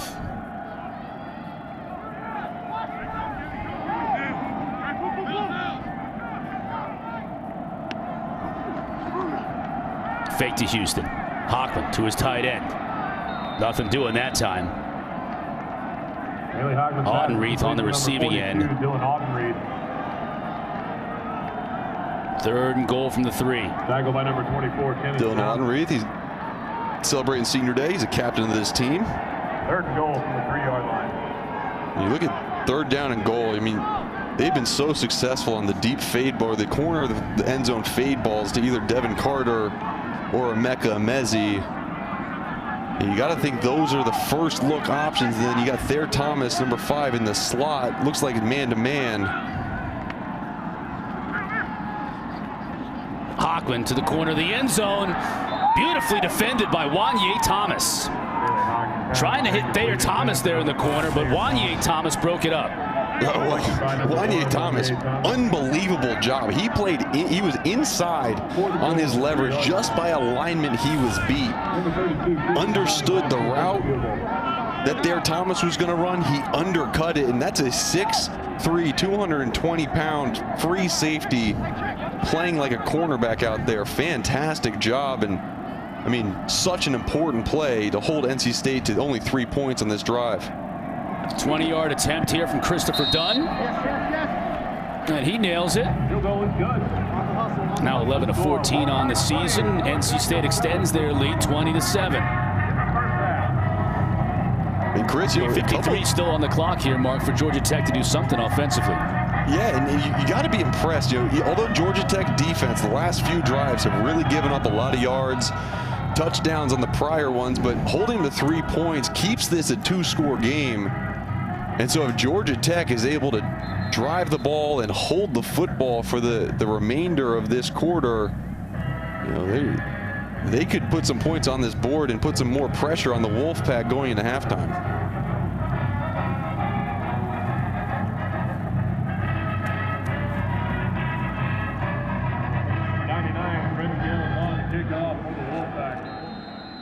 Trenton Gill going to kick off to Dante Smith, standing by on his own goal line.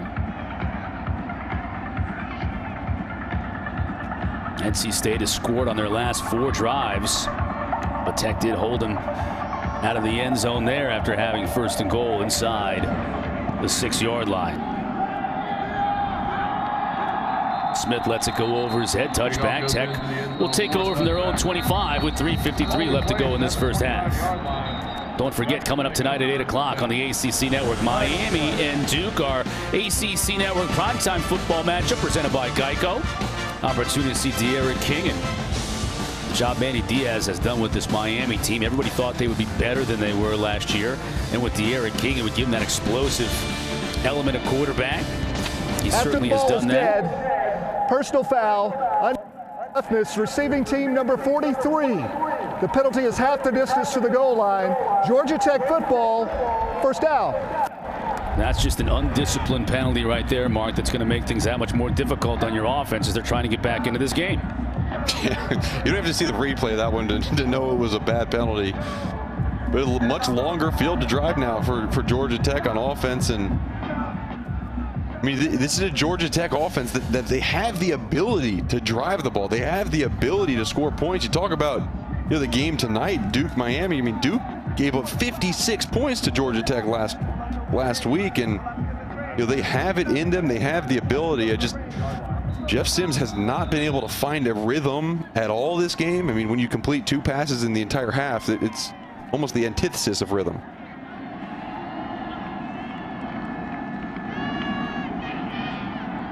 Jet sweep going nowhere. That's the speedy freshman too, Nate McCollum, who gets dropped by number 56, Val Martin, after a gain of maybe a yard.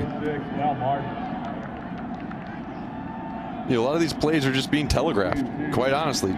Put formation into the boundary, got your speedy wide receiver in the slot. I mean, that's jet sweep written all over it. They got to mix in some passing plays. NC State coming with some pressure on the outside. Sims rolls the pocket, hits Adonicus Sanders.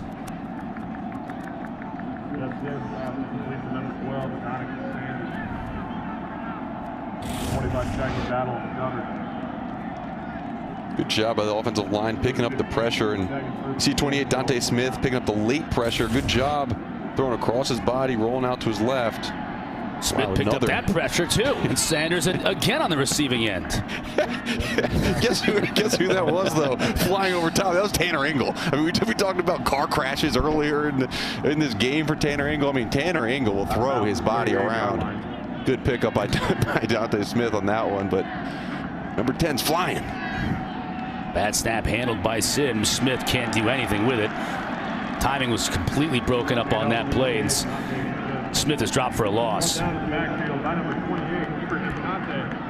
Yeah, nothing you can do on that play. You got to be able to handle that snap a little better, get the snap back up. But you take a look at Sims' numbers today, only 4 for 10, and 2 of those were on this drive. But that 0 in the interception box is what's keeping him in the game. He hasn't turned the ball over, and I would much rather take incompletions rather than interceptions. 3rd down and 3 for the Jackets. Sims with all kinds of time, surveys the field, hits a receiver at midfield. Sanders again, who's been his primary target on this drive, 16 yards on that reception. I got to tell you what, a lot gets put on quarterbacks in terms of the 4 for 10 or 5 for 11, whatever he is now. But these wide receivers, apart from maybe Adonicus Sanders, are barely running routes. I mean, they are jogging their routes. And the routes concept is just taking way too long to develop, and Sims has nowhere to go with the football. Smith picks up 3 on 1st down. Now inside 2 minutes to play in this first half. Smith has completed, or Sims rather, has completed 4 passes on this drive.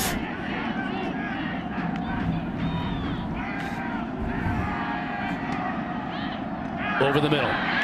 Again hitting Sanders. 14 yards for another 1st down. Well, NC State's playing with 3 really, really high safeties, almost a quarters coverage look with these guys all across the back, and it puts a lot of stress on Isaiah Moore, the guy in the middle. Good job by Sims understanding and finding those soft spots in the middle of the defense. Keeps it. Great move to stay alive. Finally goes down. Tech with 2 timeouts on the board. Pick up a 7 for Sims.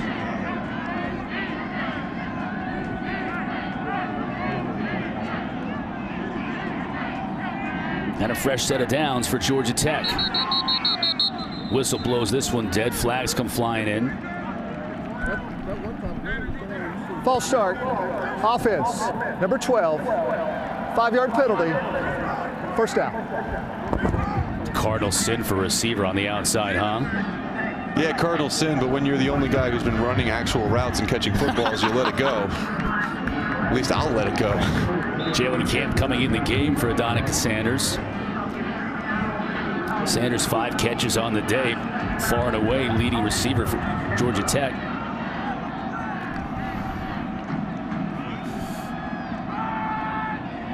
Smith trying to probe the outside, stays on his feet, goes out of bounds after a nice gain, and that'll stop the clock with 42 seconds left to go in this first half. Yeah, Dante Smith has really been in that entire drive, and I think one of the reasons he was in, he obviously did pretty good in blitz pickup, but they also think he has really good speed. He's like a 4.4 guy, so he's the type of guy he can just break a handoff. Saw him get to the edge on that one, and good run. Sims to pass. Has time. Eludes a would-be tackler. Now he's going to try and get what he can on his own before being flipped out of bounds. Picked up maybe a yard. There's Tanner Engel. That's what's car crash number 5, I think, on the day. Yeah, car crash number 5. And tell you what, if you're being a former defender, some of the car crashes, when you are inflicting the hit, they don't hurt very much. But sometimes when you guys are both inflicting the hit, it is problematic. And it sets up a big third down. And remember, if Georgia Tech scores here, they get the ball to start the half, which would be a really good give and get opportunity. Whistle on the play. Second of the half, and it is a 30-second timeout. Wolfpack calling a timeout. Here, let's check out this car crash. Tanner Engel and Jeff Sims. You don't feel this, though, until the next day, though, right? Even as a defender, even if you get the worst of it, your adrenaline's pumping so hard. Yeah, you hope so. Yeah, I hope so. But yeah, remember, Brown right there. Yeah, you're not going to feel that one to the next day, but Tanner Engel, I mean, he's listed at 188. When we talked to Tony Gibson, he said, what's he listed at? 190, 180? He's probably a $175. And I mean, he's a guy that Tony Gibson said, I would love for all my players to play like Tanner. Now, does get a targeting penalty every now and then, but he is a physical player. Can miss some time, too. Missed a couple of games earlier in the year just because he's throwing his body around so much. Yeah, and it's interesting. In the games that Tanner Engel has played, this NC State team is undefeated. That's a pretty good number to have. Bringing the pressure on third down. Sims has to get rid of it. It almost hit his tight end. Boy, that would have been a fantastic catch by Dylan Devaney. Just couldn't quite hang on to it before going out of bounds.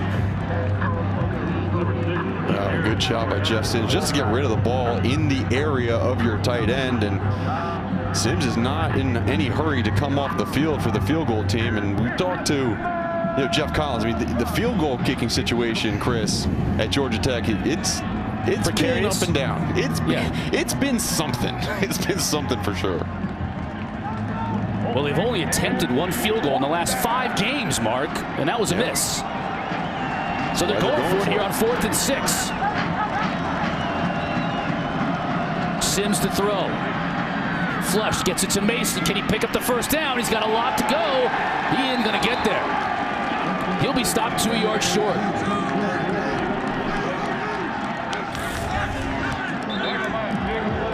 Pressure came right away off the left side. Number 31, and great job not running past the ball carrier and making the tackle. We saw Peyton Wilson in on that play. Vi Jones. It was a very, very underrated NC State linebacker core, and they have made some fantastic plays in this game, and maybe none bigger than that tackle to keep points off the board before half. Positive drive for Georgia Tech, and Jeff Sims started to feel a little bit of a rhythm there throwing the football, but it ends in 0 points, and it ends the first half.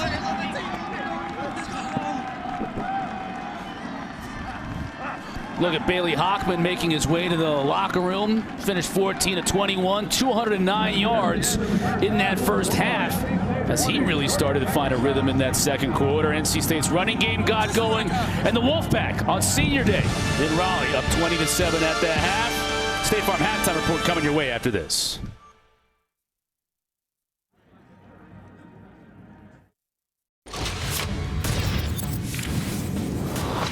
Welcome into your State Farm halftime report. Jordan Cornette and the great coach Mark Richt with us here. The Pack lead the Yellow Jackets 20-7, excuse me, at this point. And coach, let's get to the highlight here first.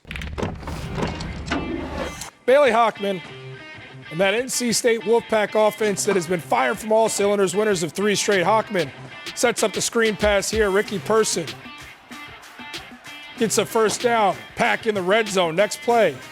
Person, again, takes the ball outside. 20 yards for the score on this one. Check out the stiff arm. If you missed it the first time, that's all good. We re-rack it here. Stiff arm of the defense. The end zone, Pack lead 10-0. Next Pack possession. Off the play fake, Hockman finds C.J. Riley for the 36-yard completion. NC State inside the 10. Next play, Zonovan Knight, bam, finds 6.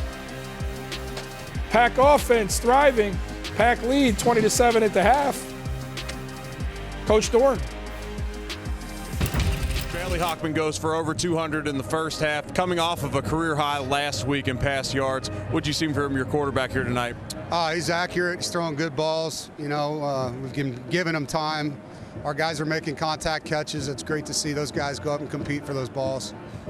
Only gave up 7 points in the first half, but Georgia Tech able to sustain a few drives. What do you want to see from your defense in the second half? Oh, we got to stop the run. You know, I mean, they're dedicated to running the football. They got a lot of different schemes, and we got to shed blocks. We got to tackle.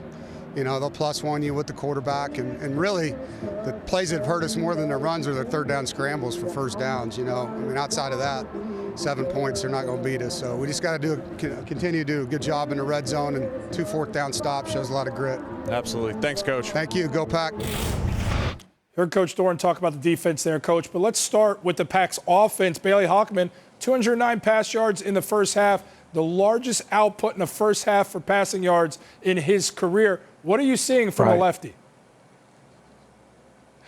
Well, mostly I see him putting the ball in the play for these bigger guys to go muscle the ball away. They've made some great catches. I thought they got away with a couple push-offs. You know how the big guys do that. But for the most part, you know, he's done a very good job of putting the ball in play. There's been some of the easy little screen passes and things of that nature, but they've thrown the ball down the field enough to make it tough on any quarterback. But his receivers are coming down with the ball, so it's been great to see that. The Pack haven't quite got the run game activated like they would want. Only 57 yards there for North Carolina State. Any reason for concern there? Well, I mean, you got 2 really good backs in Person and Knight. You probably should be getting more production than you are at that position group. But, you know, we all know it starts up front. Everybody's got to do their job. I mean, Georgia Tech is almost depleted on defense. They got a bunch of guys that couldn't come and play in this game. Then they got guys cramping. They got guys getting beat up. The longer the game goes, the harder it's going to be for Georgia Tech's defense to just line up and play ball. But to their credit, they have fought valiantly. You know, we'll see if the running game for NC State gets better just purely by the fatigue that's happening on the defensive side of the Georgia Tech team. Georgia Tech has gained 150 yards on the ground, but that NC State defense, bend but don't break. They've only allowed 7 points. They have the lead here at half, 20-7. As we go back to the field, Ricky Person, one of those 57-yard runs for the touchdown. Pack lead. We'll be back. More halftime report. This halftime report is presented by State Farm and their surprisingly great rates. Welcome back to ACC Network Football, presented by Dr. Pepper. Chris Cotter, Mark Kirchlick, Eric Wood with you here in Raleigh as we get set to start the second half. 20-7 our score. NC State with the lead. NC State got on the board here first, Mark. Yeah, they started off with Ricky Persons Jr. with a nice outside run into the end zone, and then Jeff Sims kind of copied him. Really ran off the left side just the same. up that pull read, ran in for the end zone, and then it was Bam Knight's turn for NC State. He carried it in, took it into the end zone, and those are the 3 touchdowns that were scored, a couple field goals as well for NC State, puts them on top 20-7. You look at total yards, relatively even, but the red zone, 4 for 4 in the red zone in terms of Georgia Tech, 0 for 1, as we saw them go for it on 4th down right at the end of the first half. NC State doing it primarily through the air. Hockman with 209 yards passing. Georgia Tech on the ground, 151 of their yards running the football, and especially over those last couple of drives. But as you said, that 4th down, the lack of being able to convert on 2 4th downs, that one in the red zone there right before the end of the first half, really the difference in this game with NC State up 13. Tech gets the ball here to start the second half. So an opportunity to close that gap as Smith will allow it to bounce through the back of the end zone. Eric Wood caught up with the Georgia Tech head coaches moments ago. Wood, what happened? Yeah, Jeff Collins said he's proud of the way his guys fought in the first half, but they simply need to quit hurting themselves. They're moving back too many times on offense, giving up big plays on defense, and then in classic Jeff Collins fashion, he wants them to celebrate more. They've had some great plays tonight, and he's not seeing that positive energy out of his guys. Yeah, they've had 5 penalties there in that first half that cost them, and then as you saw in that graphic, NC State with 8 tackles for loss. They're just getting behind the chains too much. Starting to run the football here to start the second half, and Mason won't have very far to go. As a matter of fact, he just gets back to the line of scrimmage as that tackling machine, Peyton Wilson, with another stop for the Wolfpack. Yeah, I wouldn't. He's still holding his left arm, Mark. Yeah, I was about to say, I wouldn't be surprised if Peyton Wilson leaves this game at some point soon. I mean, he has been favoring that left arm really since halfway through the first quarter. It seems like every single time he uses it, he is in extreme pain. Sims incomplete to Malachi Carter. That was right on the money. Machine battle on the defense, but that's a catch Carter should have made. Yeah, it is. And you got to help out your quarterback in these situations. Jeff Collins wants his team to celebrate. Well, you got to have some things to celebrate about. And, they haven't been awful by any means, but they need to start converting and making these catches. And we talked in the first half of just, the effort from these wide receivers needs to be improved, especially now, man-to-man across the board as NC State shows pressure. They come with just 4, so Sims has some time. Now he's going to try and do it on his own. Gets to the 35 and is rocked. Flag's going to come out there. There's Engel again. That's another car crash. But this time it's going to draw a penalty. Yep, and that's going to be targeting. And additional flags came out late, Mark. We might have several penalties on this one. We have to sort this out. Sims picked up the first down before he got hit. Then he slid and got hit hard by free safety Tanner Engel. And physical player, we talked a lot about him, his effort, but certain times like that, quarterback's obviously sliding. You got to pull up. You got to control your body.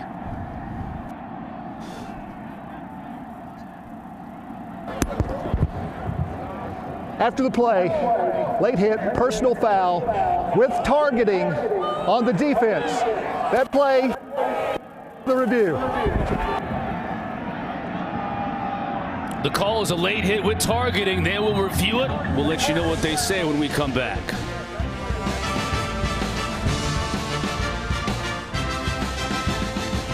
To the head or neck area by any part of the body by the defender is going to result in a targeting call. That's a good call. And Jeff Sims, we saw him try to slide earlier in the game, just not really proficient at sliding. But, in that play, it wasn't a clean slide, but definitely was a slide. He gave himself up. And you see, when you are ruled a defenseless player like he was after he slid, you cannot contact the head or neck area at all. Mason on second down will come up just shy. It'll bring up 3rd and short. And that's the 3rd time this season that Engel has been guilty of a targeting infraction and ejected. Was ejected in the Virginia game against Liberty as well. So he'll have to serve a 1-game suspension, which would be presumably the bowl game if there is a bowl game coming up for NC State. And you would think there would be, even win or lose today. Even though we're having bowl games canceled left and right. We've already had 10 of them canceled. Mason trying to, no, it was Sims on the outside, makes a player miss, then goes down. After a 10-yard pickup, that's a first down. Great fake by Sims. Yeah, and much better slide as well. But good job, just really kind of smooth pull.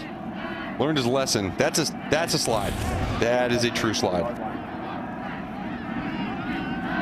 Another unbalanced formation by Georgia Tech. Another run-looking set.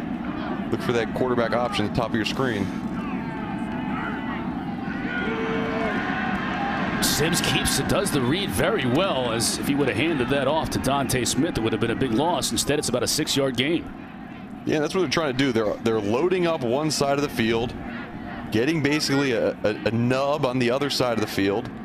And when you see this unbalanced set, really the whole defense is shifted towards the bottom of the screen, which just leaves really a one-on-one with Jeff Sims and Isaac Duffy, the defender, and Sims picked up 6 on first down.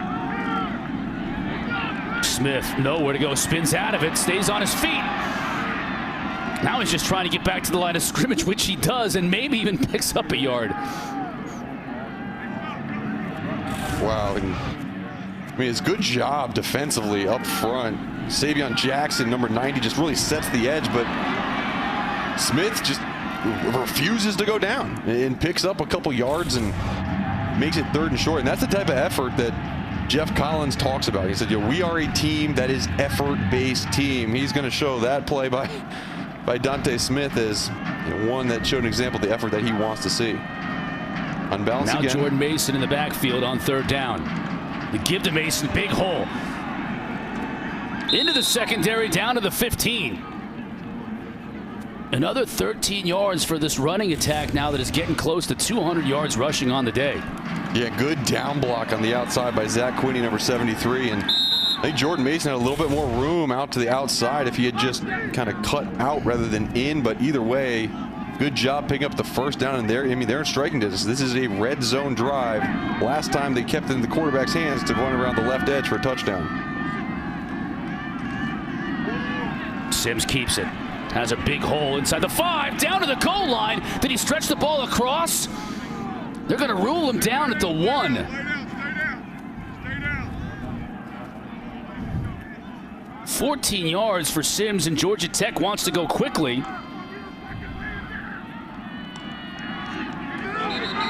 Ooh. Now we have all kinds of whistles. It's interesting. NC State player was a little banged up right towards the end of that last play. Offense number 54. 5-yard penalty. First down. And true freshman Jordan Williams. Yeah, but you heard from the sideline saying stay down, because right at the end of this play you'll see number 52 hustling downfield. He was slow to get up, and the sideline saying stay down to kind of make the referees call an injury timeout. I think Dave Doran thinks that maybe Georgia Tech has been toying with that a little in the first half. So many guys, injuries coming back in the game. Well, the false start could prove costly for Georgia Tech. Here's Mason trying to muscle his way down to the 1-yard line, and he does. 2nd and goal now on a drive that has taken some time off of this clock, almost 5 minutes here in the second half, and Georgia Tech has gone the length of the field entirely on the ground. Can they punch it in here? The final 2 yards and another false start. This time to tight end Dylan Devaney. Offense number 83. 5-yard penalty. 2nd down. Tech, one of the most penalized teams in the country coming into this game, and they're killing themselves on this drive. And part of the thing, Georgia Tech's trying to go fast. They're fast at the line of scrimmage. They're trying to keep NC State off balance, which is fine. But at the same time, sometimes that results in false starts, not having the regular cadence you're used to. Look at the penalties per game and turnovers. Both of those things have been very problematic for Georgia Tech all year. Now Sims under center. He'll fake it to Mason and rolling out. Can he make a man miss? He cannot. Nice job on the edge by number 33 for NC State to make the stop when he's one-on-one. And that's Isaiah Duffy, Isaac Duffy rather, the sophomore from Binghamton, New York, who did a nice job of just staying home here. Yeah, and he made a few good plays. He made the tackle on Sims earlier. Good play on there, bringing up 3rd down, and This is a situation that Georgia Tech is not necessarily comfortable with. Remember the fact that they do not have confidence in their kicker. So you could still potentially just try to run the ball and get it in an opportunity where you could have 2 runs here to try to get in the end zone. Jamias Griffin in the backfield. Screen pass to Griffin, and it's tipped and goes over his head. Now it might still be a live football. It goes out of bounds before the officials blow the whistle, so they're going to rule that on the field as a lateral. Yeah, they are, and I think Tyler Baker-Williams, number 13, you see him coming off the edge. The ruling on the field is a backwards pass that went out of bounds, 4th down. And it's not where the ball goes after the tip. It's really just the 2 feet after it leaves Jeff Sims' hand and before it hits Tyler Baker's hand. And they're going to have to look at this closely on whether the direction of the pass was going to be forward before that tip. Kind of looked to me like it was. It's a 14-yard loss as it stands, as it is called on the field as a lateral. Let's take another look. See where he throws it from. Of a backwards pass is under further review. Can't tell from that angle. It's so difficult to tell, and it's crazy. We'll find out when we come back what the refs decide, but this is a very, very difficult call from tough camera angle.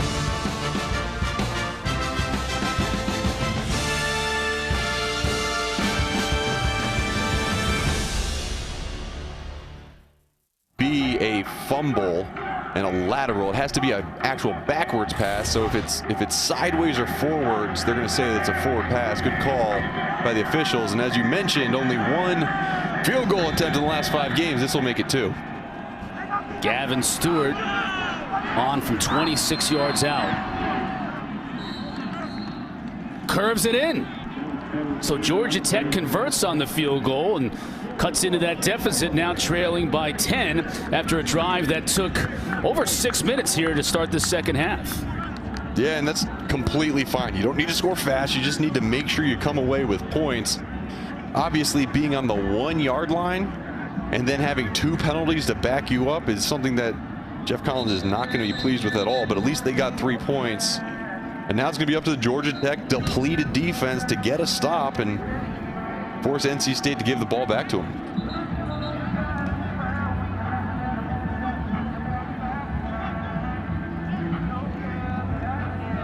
Georgia Tech going over 200 yards rushing in the game on that drive, now at 214. NC State, by contrast, has really done it offensively, largely on the strength of Bailey Hockman's arm. Over 200 passing yards there in the first half for Hockman. Let's see if that continues as they look to keep this lead in the second half.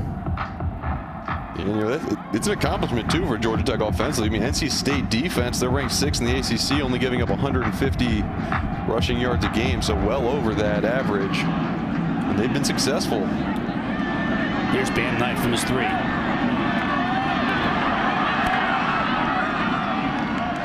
Cut down to the 25, and that's where Hockman will come out and take over. Don't forget tonight, as a matter of fact, it's coming up after us, Miami and Duke, the Eric King and Company. Our ACC Network primetime matchup presented by Geico. I think Manny Diaz is in running for the ACC Coach of the Year.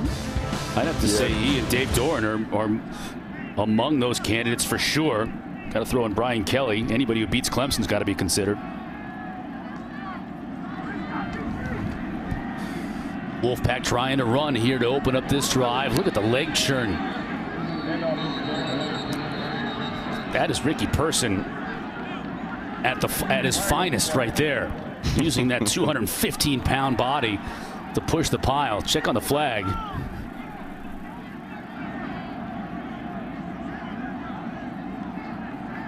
Gain of about 3 on the run, flag notwithstanding. After the play was over, personal foul, unnecessary roughness, number 79 on the offense. 15-yard penalty. The down will count. Second down. Ekwonu, the guilty party. See, he's on the left side of your screen. Yeah, I mean, so you kind of saw him flash around the top of that screen. I mean, he was kept on blocking his dude. I don't know, Eric Wood, tell me what you think about that penalty after the play. Yeah, that's called blocking through the whistle, Mark, not to the whistle. He blocked through it. Sometimes refs let that go, but this has been a chippy game throughout. Unnecessary roughness it has been called throughout the game on both sides. They're trying to keep it as clean as possible. Now 2nd down and 21 because it was after the play, but Thayer Thomas on the receiving end here, and that's a big pickup for the Wolfpack. Going tempo again, not allowing Georgia Tech to get new players on the field. And Thayer Thomas, he's fresh. You know, Thayer Thomas is a guy, he's been rotating in and out with Porter Rooks, I'm sorry. And so he's a guy, that slot position does a lot of running throughout a game. Allows him to play full speed when he rotates in and out.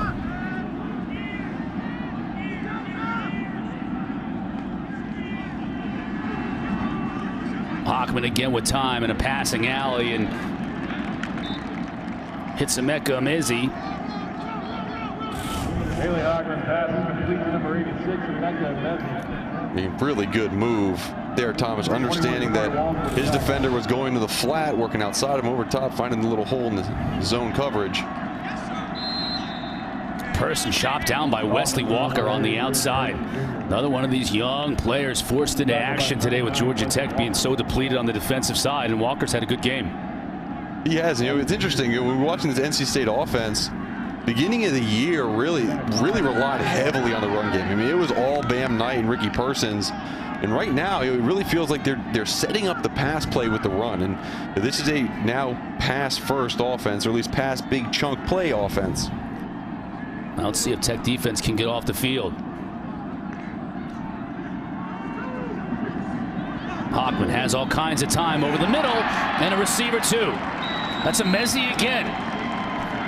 Haley Hockman passes complete to number 86, Emeka Emezi. NC State's looking to go quickly. 23 yards and another Wolfpack. Now we've got movement on the left side of the NC State line. Both sides claiming it's the other side. The only opinion that matters is the opinion of Riley Johnson here, our referee. Offside. Defense number 35. Jumping into the neutral zone, causing the offensive player to react. 5-yard penalty. First down. True freshman Sherrod Ivey. Guilty party. That's the 8th penalty of the night against Georgia Tech.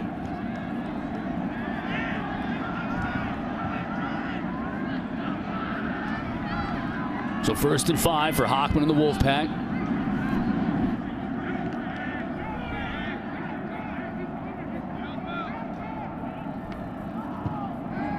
Tech comes with pressure. Can Curry get there? He cannot. Overshoots his receiver, Thomas. And it'll be 2nd down and 5. Yeah, Thayer Thomas is looking for a little bit of a hold. Looks like he was restricted ever so slightly on that route. Either way, 2nd and 5. And sounded like a few of the cardboard cutouts there at Carter-Finley were calling for that pull as well. They do have some fans there tonight. I think it's 5,000. The limit of fans inside Carter-Finley tonight on senior night. 2nd down and 5 for Hockman. Little screen. Thayer Thomas gets rocked too. Jaquan Griffin was there. Tariq Carpenter as well. Great play by Jaquan Griffin. Struggling, fighting through some cramps earlier in the game, but those screen passes, the tunnel screen to wide receivers, and then the little running back screens. I mean, as a linebacker, as a defensive back, you say, look, we're going to turn it back inside, but we need guys up front running to the ball. Great job by him to make that stop for a loss, actually, on the play. Wolfpack 4 of 8 on 3rd down in this game.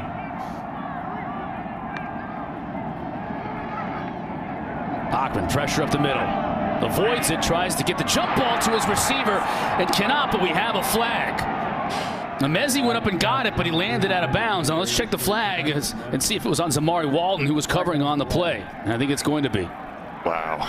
I was going to say, I thought that might have been on Emeka Emezi pushing Defensive off. pass interference, number 21. 15-yard penalty and an automatic first down.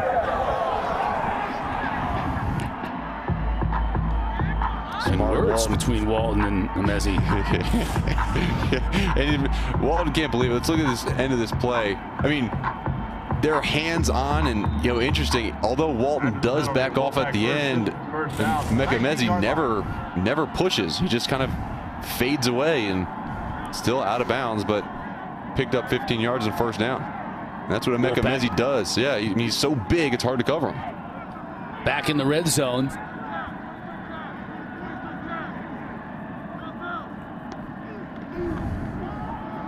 Hockman, they give to Person. Quez Jackson brings him down, but Person picks up close to 4 yards on first down. Tackle by number 44, Quez Jackson. It's a gain of 3. Just running the clock out and running the clock down, and this game it kind of feels like it's more of a spread than a 10-point game, but this is still such an important red zone defensive drive for Georgia Tech. They can hold them to field goal, keep it a 2-score game. Person gets down close to the 10. It'll bring up third down and short. Ricky Person Jr. on the run. Tech defense hasn't been able to get off the field on this drive on third down.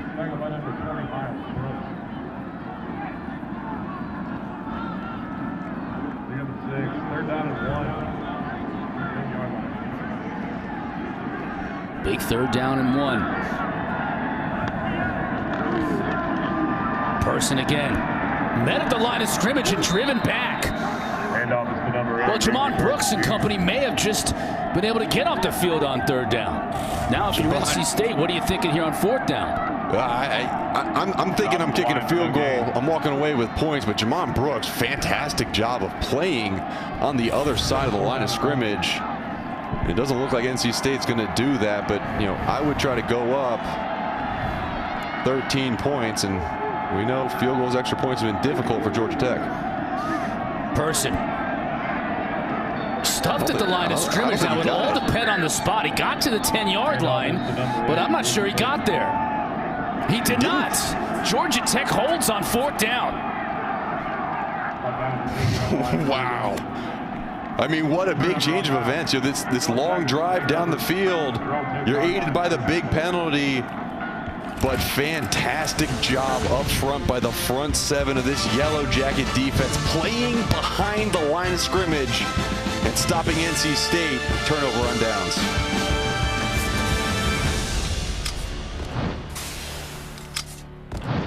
Countdown to the College Football Playoff National Championship, Monday, January 11th on ESPN. We'll find out who the 4 teams are on January, or rather on December 11th, and then January 11th, the national championship. Semifinals on the first, Rose Bowl and Sugar Bowl. Georgia Tech, after a fourth down stand, taking over offensively. Sims behind his receiver, couldn't connect with the freshman, McCollum. He had him too. He had him. I mean, one of the rare times where one of these receivers was open and Sims had him, just wasn't able to connect. What a season, right? You're a true freshman quarterback at Georgia Tech, coming in during 2020 with COVID, with postponements, with delays, all that stuff. And all that being said, I mean, Jeff Sims still has such a bright future. Mason can't quite evade the tackler, and Drake Thomas has had himself a good game. His uniform looks it too. It's filthy. So funny, Drake Thomas, really good player and linebacker for this team. He's kind of the run stuffer, but look at that body type, right? His brother is there, Thomas. I mean, he took a lot of that weight off his brother. he was stealing some food off that dinner plate.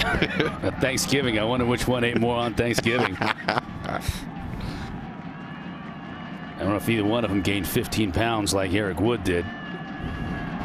That's third impressive. and 9 for Sims. Has an alley to throw and has a receiver, and they connect. That's Jalen Camp. And they convert a big third down deep in their own territory to keep this drive alive. Good job working back to the ball. You see how Camp, where he didn't break directly to the sideline, he kind of worked back towards the quarterback and made an easy throw for Sims. Good job being on target, and Georgia Tech's lining up in that same unbalanced look with 2 wide receivers at the bottom of your screen that you can't see. The give to Mason, puts his shoulder down and runs through one arm tackle. And unfortunately for NC State, that arm tackle was Peyton Wilson, who's had a banged up arm all night long. Yeah, they got to get him out of this game. I mean, he's honestly, he's at risk to hurt himself further right now. And looks like they have pulled him for this play. Yeah, I think he ran off just in a great deal of pain. Sims has pressure, also has a receiver. That's Sanders, who stays in bounds. Close to midfield before finally being tackled. They'll mark him down at the 46. Yeah, Adonicus Sanders, I mean, he has kind of come out of nowhere for this team. He's got 6 receptions today. He only has 8 on the entire season. He's a guy who, he's a redshirt junior. He's been in this program for a little bit, just hasn't had a ton of opportunities because it has been that option style offense. Jamias Griffin into Wolfpack territory, puts his shoulder down and picks up an extra 4 yards. And why not now? Why not now for Georgia Tech to start moving the ball on offense? I mean, your defense has done a relatively good job just keeping you in the game. But it seems like this offensive line is playing a little bit stronger, a little bit more effort by these tight ends and these wide receivers downfield. And a good run by Jamias Griffin.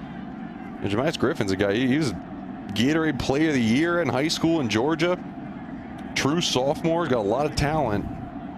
This last couple of games, Griffin did with an injury, and the timing couldn't be better for Georgia Tech. Without Jameer Gibbs available in this game with a hamstring injury, they get Jamias Griffin back. Player on the field is Daniel Joseph, defensive end for the Wolfpack. Eric Wood's on the field as well. What do you got, E-Wood? 3 running backs are stepping up for Georgia Tech tonight without Jameer Gibbs in the game. Griffin, Mason, and Dante Smith, number 28. And Tashard Choice, a former teammate of mine in Buffalo, is their running backs coach. When we talked to offensive coordinator Dave Patno this week, he said Tashard Choice is a great blend of holding the guys accountable, but still being able to relate to them. And I give Tashard a lot of credit in this day and age where everybody wants to transfer. They have 4 incredible running backs at Georgia Tech. None of them hit the transfer portal, and you see the fruits of it on a night like tonight when your star running back Gibbs is out. You have 3 guys carrying the load for them. Yeah, and Tashard Choice, not only a fantastic coach, but he's been a mentor to a lot of these guys, including this fella, true freshman Jameer Gibbs. This is the injury he sustained last week. He just pulled up without even being hit. Looked like a pretty bad hamstring situation, but I echo that. Tashard Choice has done a fantastic job, not only coaching, but getting these players to buy into this new Georgia Tech offense. 7 more yards for Jamias Griffin. Drake Thomas brings him down, but Georgia Tech really starting to run the football here at the end of the 3rd quarter. Griffin comes up limping a little bit. Mason back in the game for the Jackets.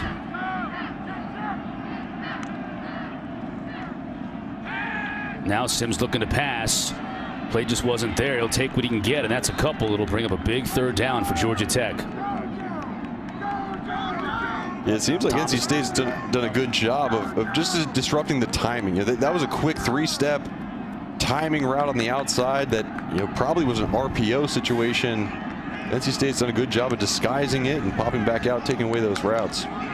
Yellow Jackets facing a big 3rd down to keep this drive alive. They're down 10 as we head to the 4th quarter. NC State looking to finish up their season on a high note and go 8-3. They're up 10 as we head to the 4th.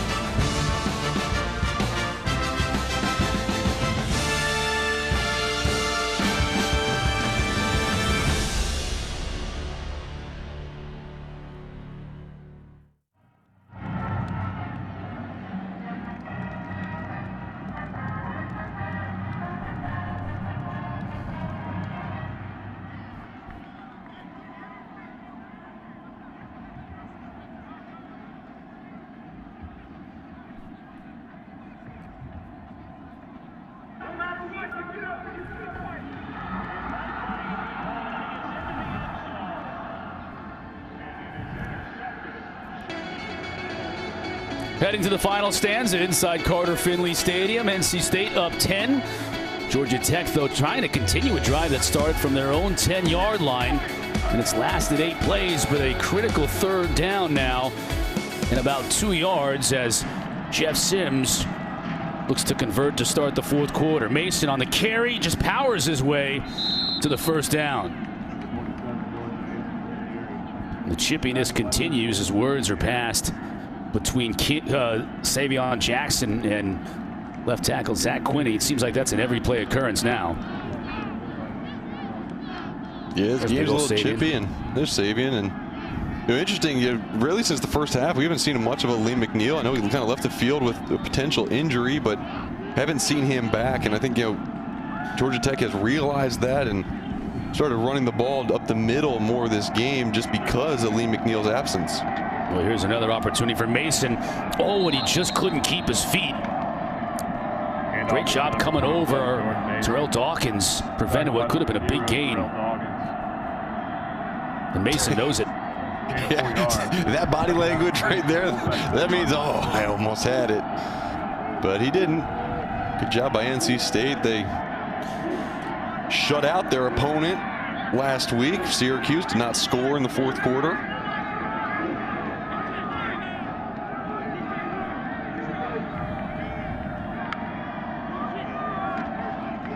Again, they give to Mason. This time, nowhere to go. Calvin Hart Jr. coming in from that linebacker spot quickly to make the stop. There's a Lee McNeil back in the game. Can't miss him. Big boy heard me talking about him. He's like, I'll get back out there. Plus, he's number 29, which I think is almost a better number for a defensive lineman than a single number. 29, it doesn't belong, but no. I think it does perfectly for Lee McNeil. Big works. 3rd and 6. Sims completes to McCollum. That'll be the first down. Jeff Sims pass complete to number 88, Nathan Nolan. You're seeing a lot of these Georgia Tech wide receivers that haven't gotten a lot of action so far this year. McCollum entered the game with only 1 catch. Targeted a couple times tonight. That was a big catch. Keep his team driving in the red zone. Now to the end zone. Over the top. Sanders just couldn't get a foot in bounds.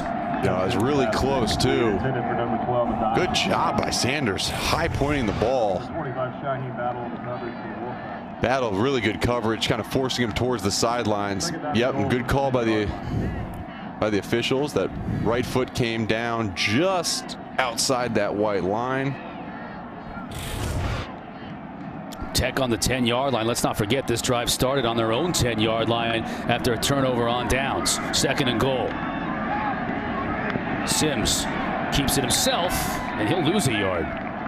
Isaiah Moore there on the stop for the Wolfpack. Yeah, this will be the 15th play of this drive, Mark. That's a long drive, but that's a situation, as a young quarterback, you think, okay, I'm outside the pocket, I can make something happen with my legs, but the entire offensive play pulls the whole defense over there because it's kind of a rollout bootleg, so everyone's coming from the inside out. That one's when you got to either throw away or try to take a shot to the end zone. Jerry Howard now, former fullback, former linebacker, now back to running back for Georgia Tech in the backfield, and we're going to get a timeout. Timeout, Georgia Tech. First charge of this half. Jeff Collins wants to talk things over. Big 3rd down coming up. Tech down 10.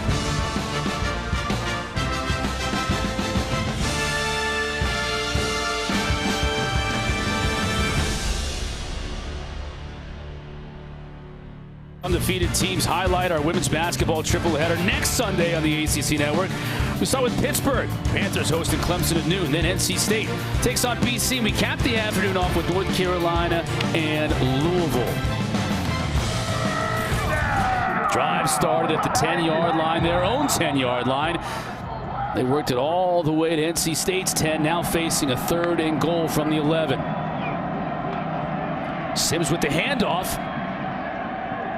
Jamias Griffin just could, or Dante Smith rather, just could not escape that final tackler after a 6-yard gain, 4th down.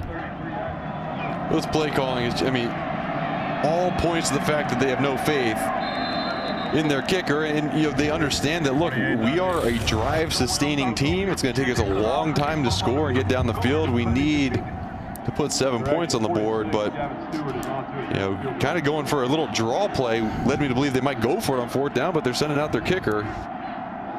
Interesting play call. Yeah, Stewart made one moments ago. Makes another one. So 2 in a row for Georgia Tech in the kicking game. That's a big deal. Also a big deal, they're only down 1 score here in the 4th. NC State getting the ball back next, up 7.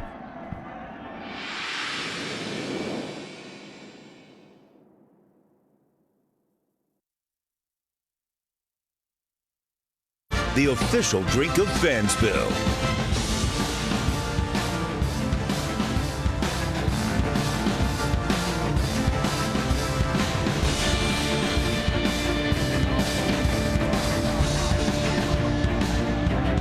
During these challenging times, ESPN and the V Foundation's fight against cancer has not and will not stop.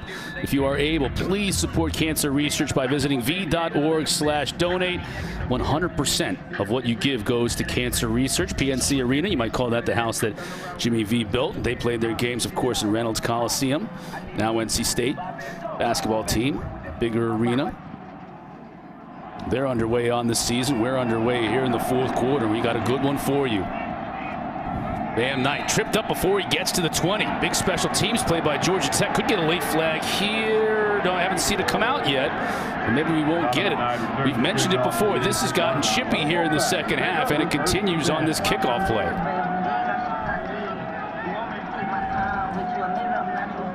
I don't know what happened at the end of that, but he kind of looks like someone was celebrating the tackle and someone else flopped on the ground. I mean, look, get up right here. Yeah, that's exactly what happened. That Massey was just like, get off of me. Like he got up and all of a sudden he had a Wolfpack player in his grill. Yeah, he's trying to raise the roof and just raised his NC State player. Wolfpack up 7. Bailey Hockman's had another great game tonight. Can he keep the chains moving and keep the football away from Georgia Tech's offense that is starting to hum? That's a good start right there. First down toss to Emezi. Number 86, Emeka. He is just a handful out there on the corners. Amari Walton has done a yeoman's job covering him tonight, but he's just so much bigger than Walton is. Yeah, and Walton's a pretty big guy. Right, I was about to say, he's a 6'3", 180-pound corner, 190-pound corner. It's just, Emeka Emezi can body guys up. He's very, very strong hands as well, so he can catch the ball away from his body and creates an even bigger target for his quarterback, Bailey Hockman. Bam Knight picks up 4 yards. There's a look at Emezi. Coach said last year he just put too much pressure on himself, having to replace Kelvin Harmon, who's now with Washington in the NFL, and they've had some great receivers come through this program.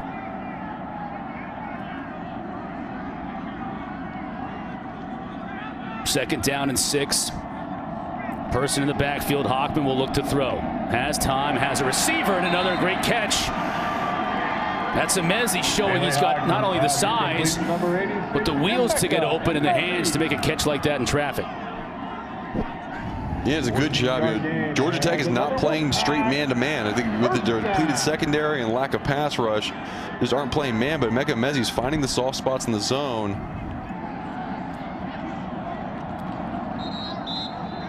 Knight just works his way for a pickup of about 3. Yeah, look at Emezi. He understands that no one's running with him, so it's going to be a zone. He flattens out his corner out. That's if versus man-to-man, you take that deeper. When you know it's zone, 3-high zone, you flatten it off. And so it all plays together. In the defensive coverage recognition, route running, it allows him to get so many catches on the season.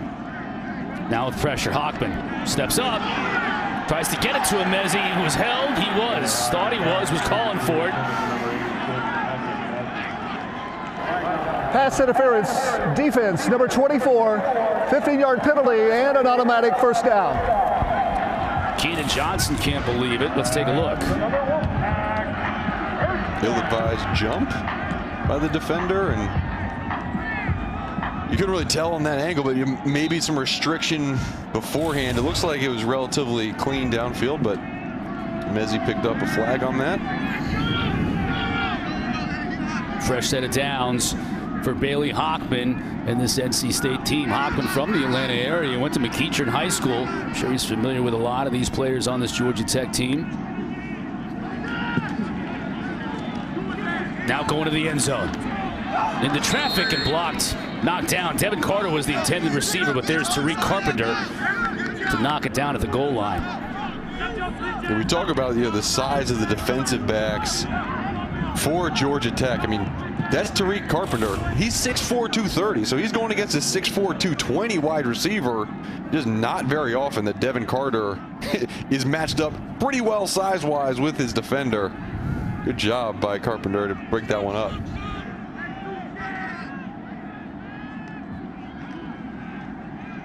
Out to Bam Knight.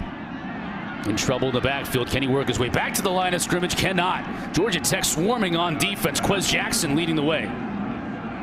Oh, they did swarm on that play. Just once Hockman turned and threw the ball, everybody on the defense flew to it. And Jeff Collins, to his credit, he keeps on preaching this possibility and hope and work ethic and effort. And this team now within striking distance, 7 points. They know how big this third down play is. They can stop them here and force NC State to a punt. It would be really, really big for Georgia Tech. Coming with pressure. Hockman is flush. He'll go down. Curry got there, along with Kyle Kennard, the true freshman on the outside. Well, we saw this pressure early in the game with Curry just beating the guard up the middle. Great effort, pursuit from inside out, and Kyle Kennard, the big freshman, has already made a couple plays in this game. Great job of staying outside and staying disciplined, and this is what Georgia Tech defense needed to do. Give the ball back to your offense, and I mean, Georgia Tech has had 2 long scoring drives on their last 2 times out. Trenton Gill will stand heels on his own 40. Punting it away to Josh Blancato. Fair catch. Blancato makes it at the 15. Georgia Tech will take over from there when we come back. Jackets down 7 with the ball in the 4th.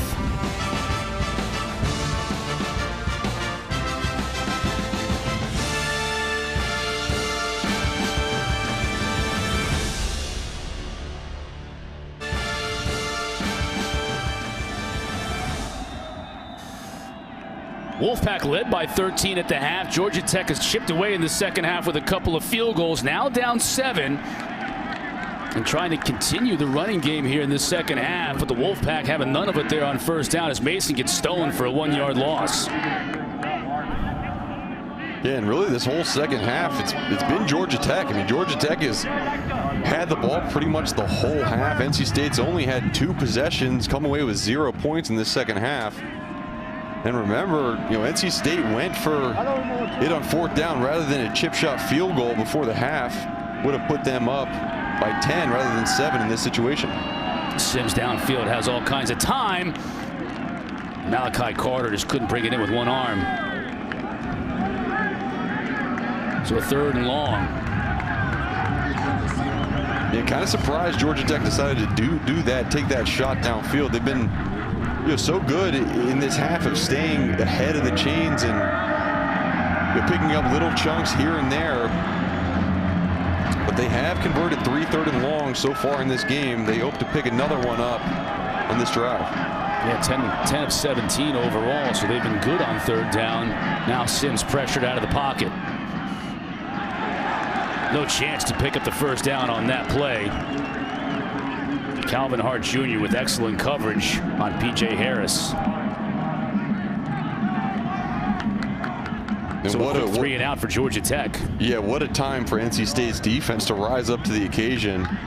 C.J. Clark at that big tackle on first down, and I think that lost yardage play on first down really put Georgia Tech in a pain. I couldn't help but chuckle. Presley Harvin.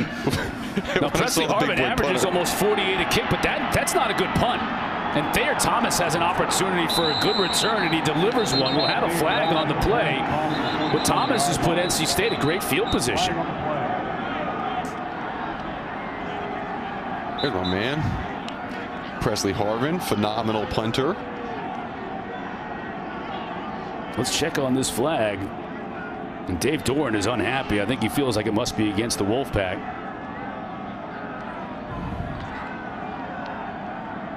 A 13-yard return from Thayer Thomas on the 45-yard punt would have set up NC State nicely, but now the officials meeting at midfield. Dorn's pacing the sideline, letting them all hear it. There are 2 fouls on the play. During the play, one after the play. During the return, personal foul, blindside block, number 19. 15-yard penalty. After the play was over, unsportsmanlike conduct, number 5 on the kicking team, Georgia Tech. That's 15 yards, first down, North Carolina State. We'll sort it all out when we come back. The bottom line is NC State has the lead and the ball in the 4th.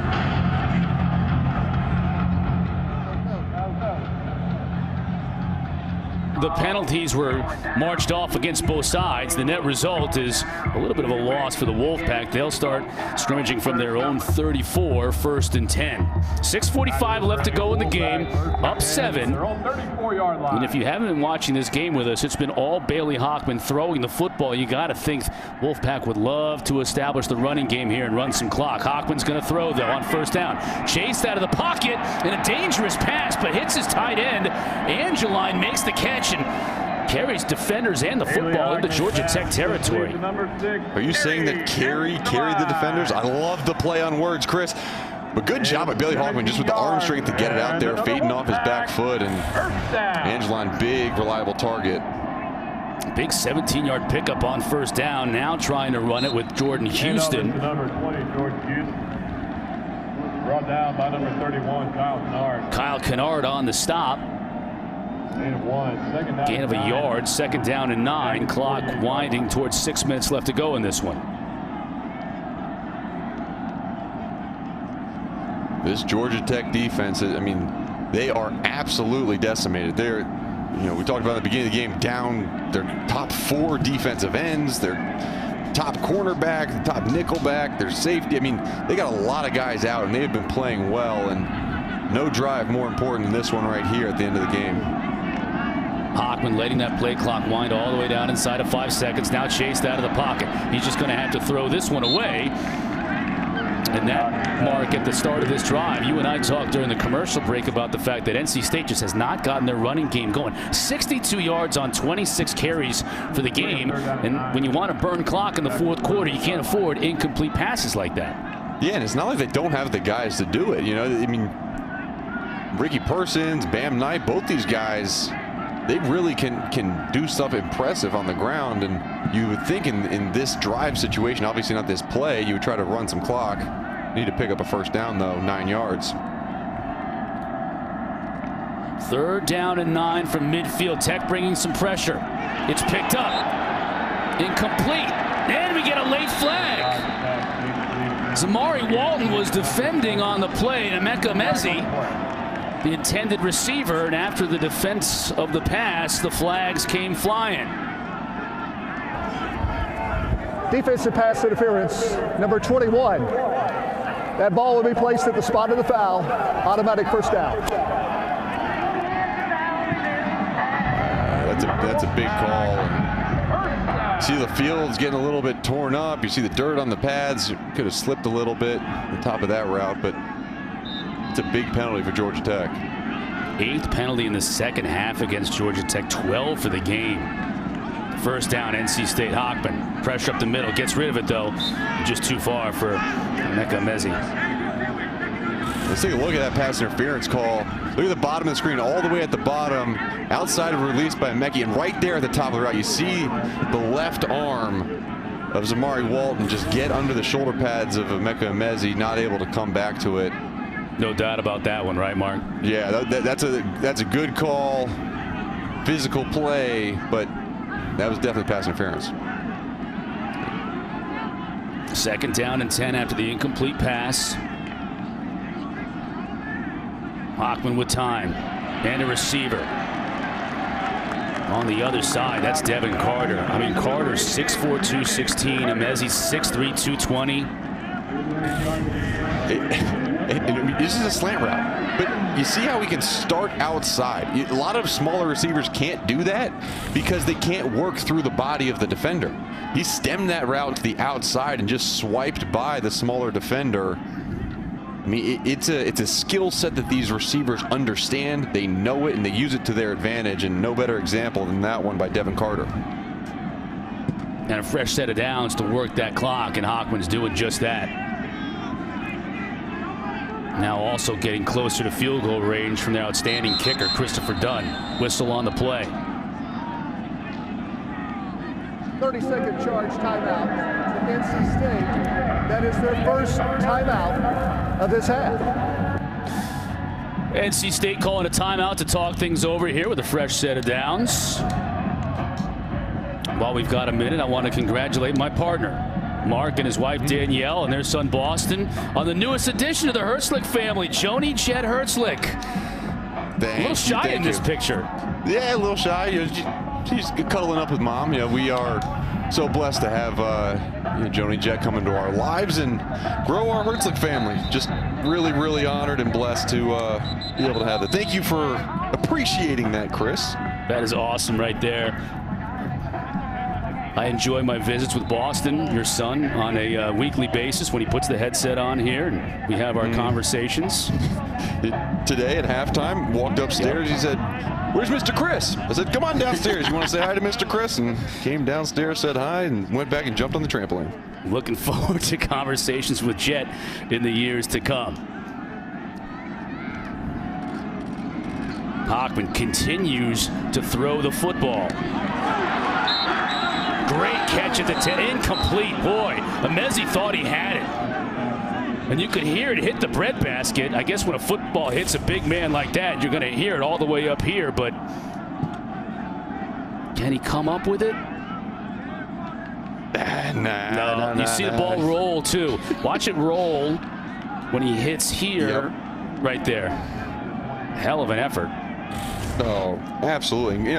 Good job by the officials to see that, but I mean, that's a difficult route for a guy that big to turn, to lay out. Good effort. Tech brings some pressure, but it's picked up. Beating. They tried to go over the top. Carpenter was there in coverage along with Walton. Walton is going to sleep well on the plane ride home. I mean, he is working today. So is Emeka Amezi. I mean, it just seems like they're just, okay, where's 86? We're just going to throw him the ball, and hopefully we got either pass interference or a catch. But good job by Georgia Tech defensively. I mean, it's a third down. I wouldn't be surprised to see pressure on this third down. Force Bailey Hockman to get the ball out of his hands quick. Another third down on this drive. Thomas in motion. Hockman's going to try and run for it. Doesn't get the first down, but he's close. 8 yards on the carry. Now what are you going to do if you're Dave Doran on 4th and 2? The first thing you do is probably let that clock run down as far as it possibly can. Call a timeout maybe and talk things over. Although it looks like he's bringing in his field goal kicking unit. Yeah, and Chris Dunn is 2 for 3 on 50-plus yarders. He had a 53-yarder at Virginia Tech, so could. Yeah, this one's going to be 39 yards, so certainly well within his range. Making a 2-score game. No problems for the junior from Lexington, North Carolina. Now the all-time leader in field goals made at NC State. And what a time to connect for Dunn. Look at that percentage, too. Over 85%. The Wolfpack up. Gets a nice ovation from the fans that are in attendance at Carter-Finley tonight. And a hug from his head coach, and that's a big field goal. Yeah, it's a big field goal. The game's not out of reach yet, but it's going to make it much, much more difficult for this Georgia Tech offense that, really their scoring drives have been really long scoring drives. They're not really a big play offense, at least right now in this game. good, monotonous drive, 9 plays, 59 yards by this NC State offense, and did enough to get in field goal range, and Chris Dunn did the rest.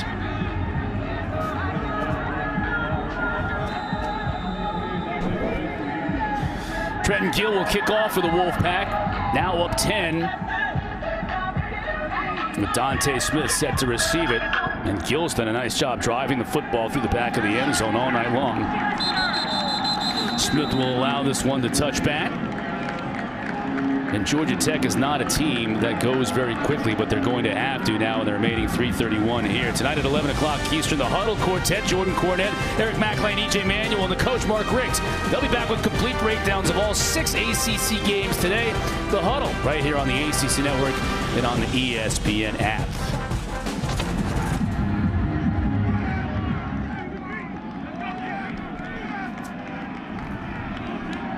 Sims from his own 25. Tech's going to have to move quickly. That's a good start. Sanders again, who's just having a breakout game tonight for the Jackets, 15 yards. A lot of them with those deep in cuts, and those will work well to pick up first downs during a 2-minute drill, but you got to work outside at some point. Sims has all kinds of time. He can run it if he wants to. When he does, slides down after a minimal pickup on first down. Oh, and Sims wanted to go deep. He saw Donicus Sanders streaking down the left side of the field. Just didn't have the confidence to throw it out there. Good coverage by NC State on the back end. Wolfpack bringing just 3, dropping everybody back in coverage. Sims is going to try and run. Now he gets rid of it and overthrows his tight end, Devaney. Third down for the Jackets, who are obviously in 4-down territory here. Yeah, and good job not taking the sack by Sims. But it's interesting, plays like that, you know, he does so much that's unscripted. But just that little flick past the tight end, as he progresses going to next year, those plays are going to become more accurate, and rather than resulting in incompletions or turnovers, it's going to be little dump offs for 5 and 10 yards that it's going to make a difference in Jeff Sims' game. Sims dumps it off to Mason. Makes the first man miss, fumbles the football. Georgia Tech falls on it. Now let's see if it was clearly enough for the first down initially, but the ball went backwards after the fumble. Quinn was able to fall on it. I think they're going to be short. I think he's going to be a yard shy. Yeah, it was 3rd and 5 from the Georgia Tech 45-yard line, so they needed to make midfield to pick that one up. Another player down for NC State. This looks like it might be Terrell Dawkins. He's being attended to by the staff.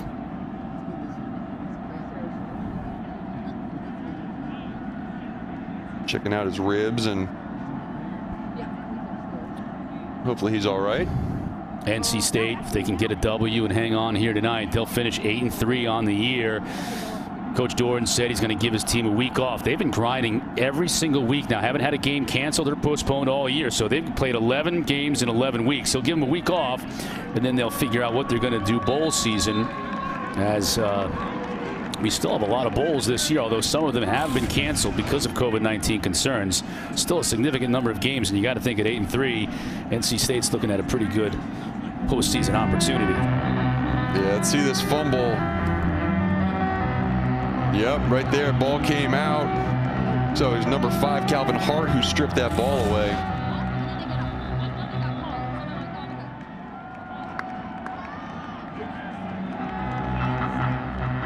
Jordan Williams getting himself taped up. Please reset the game clock to 2:34. 2:34 on the game clock. Thank you.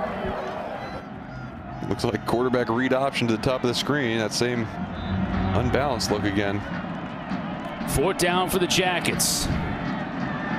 Sims will roll, sidearm it to his running back, and Dante Smith couldn't hang on, and now we get a late flag. Now let's check this flag. That was 4th down, so it would be, if it's a dead ball, it would be post-possession. Yeah, I think it's going to be taunting after the play.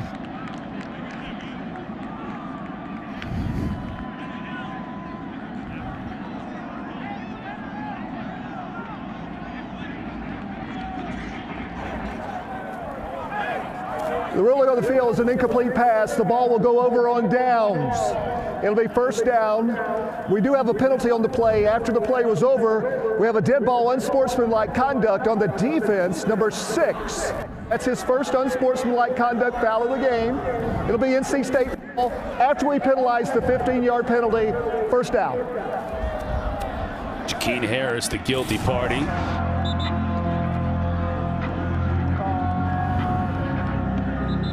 They had it too. Yeah. That's a catch that Dante Smith is going to. Right there. You can't shake your finger in someone's face. That's what they called.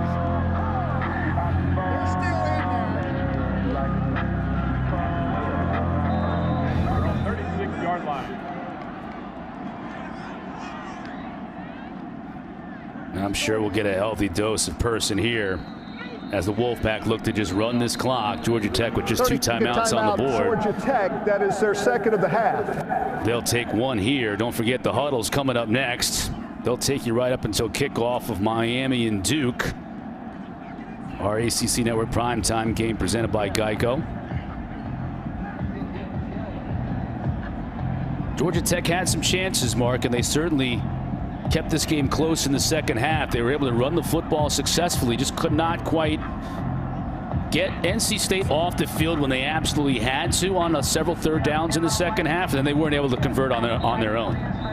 Yeah, no, and they weren't. And Georgia Tech, they still got a shot in this game if they hold NC State without a first down here. They're going to get the ball back. But you're right. There have been opportunities in certain situations. Just haven't been able to capitalize, but only giving up 23 points with this many players down defensively, it looks like it's going to be a loss, but still pretty impressive performance by the guys who had to fill in for the injured parties. Person just moving that pile.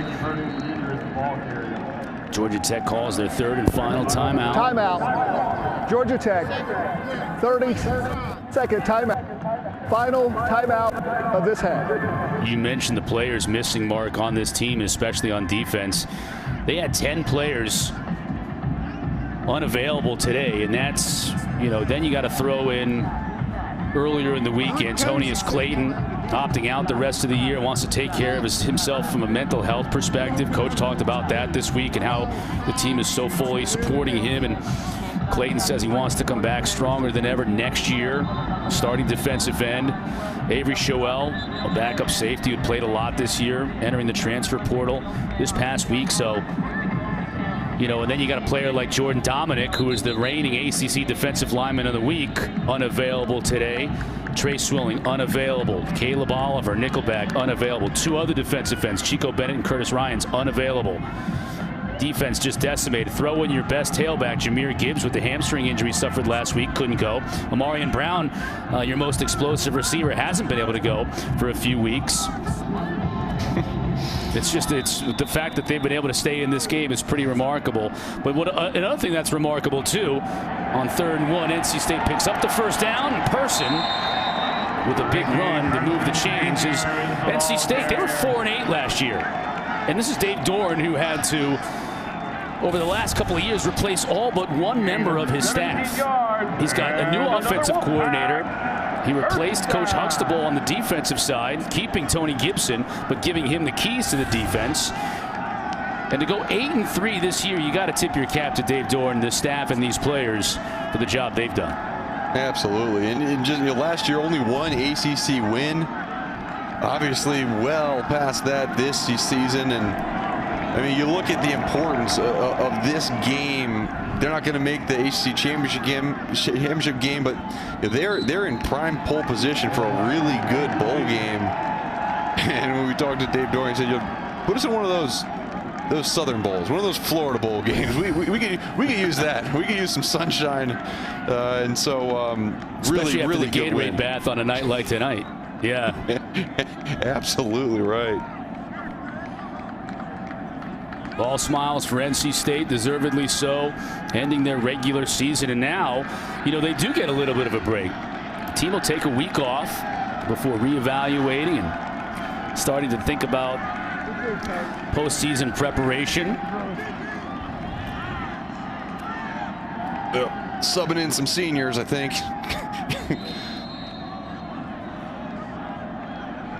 Delay of game. Offense. 5-yard penalty. Second down. Getting those seniors in cause a delay of game. I'm sure Dave Doran won't think twice about that. Yep, it is Liam senior Ryan. night today on Carter-Finley. Yep. Thomas Ruccio came in at tight end. Liam Ryan came in at right guard. It really just, you can't say enough, too, about just what Dave Doran has done. Remember, Bailey Hockman is their second option at quarterback, and he has been fantastic. Wouldn't be surprised if he pushes for that competition next year when Devin Leary's healthy. Wolfpack won't have to run another play. Coach Doran with the fist pound. Coach Collins at midfield. Congratulations all around. Georgia Tech will take on Pitt at home on Thursday, so a short week for Coach Collins and the Yellow Jackets. And NC State, as we mentioned, finishing their regular season at 8-3 overall. And looking forward to continuing their season in a bowl game coming up. For Eric Wood and Mark Herslick, I'm Chris Cotter. Thanks for watching, everybody. NC State with the big win. Let's send you to the studio.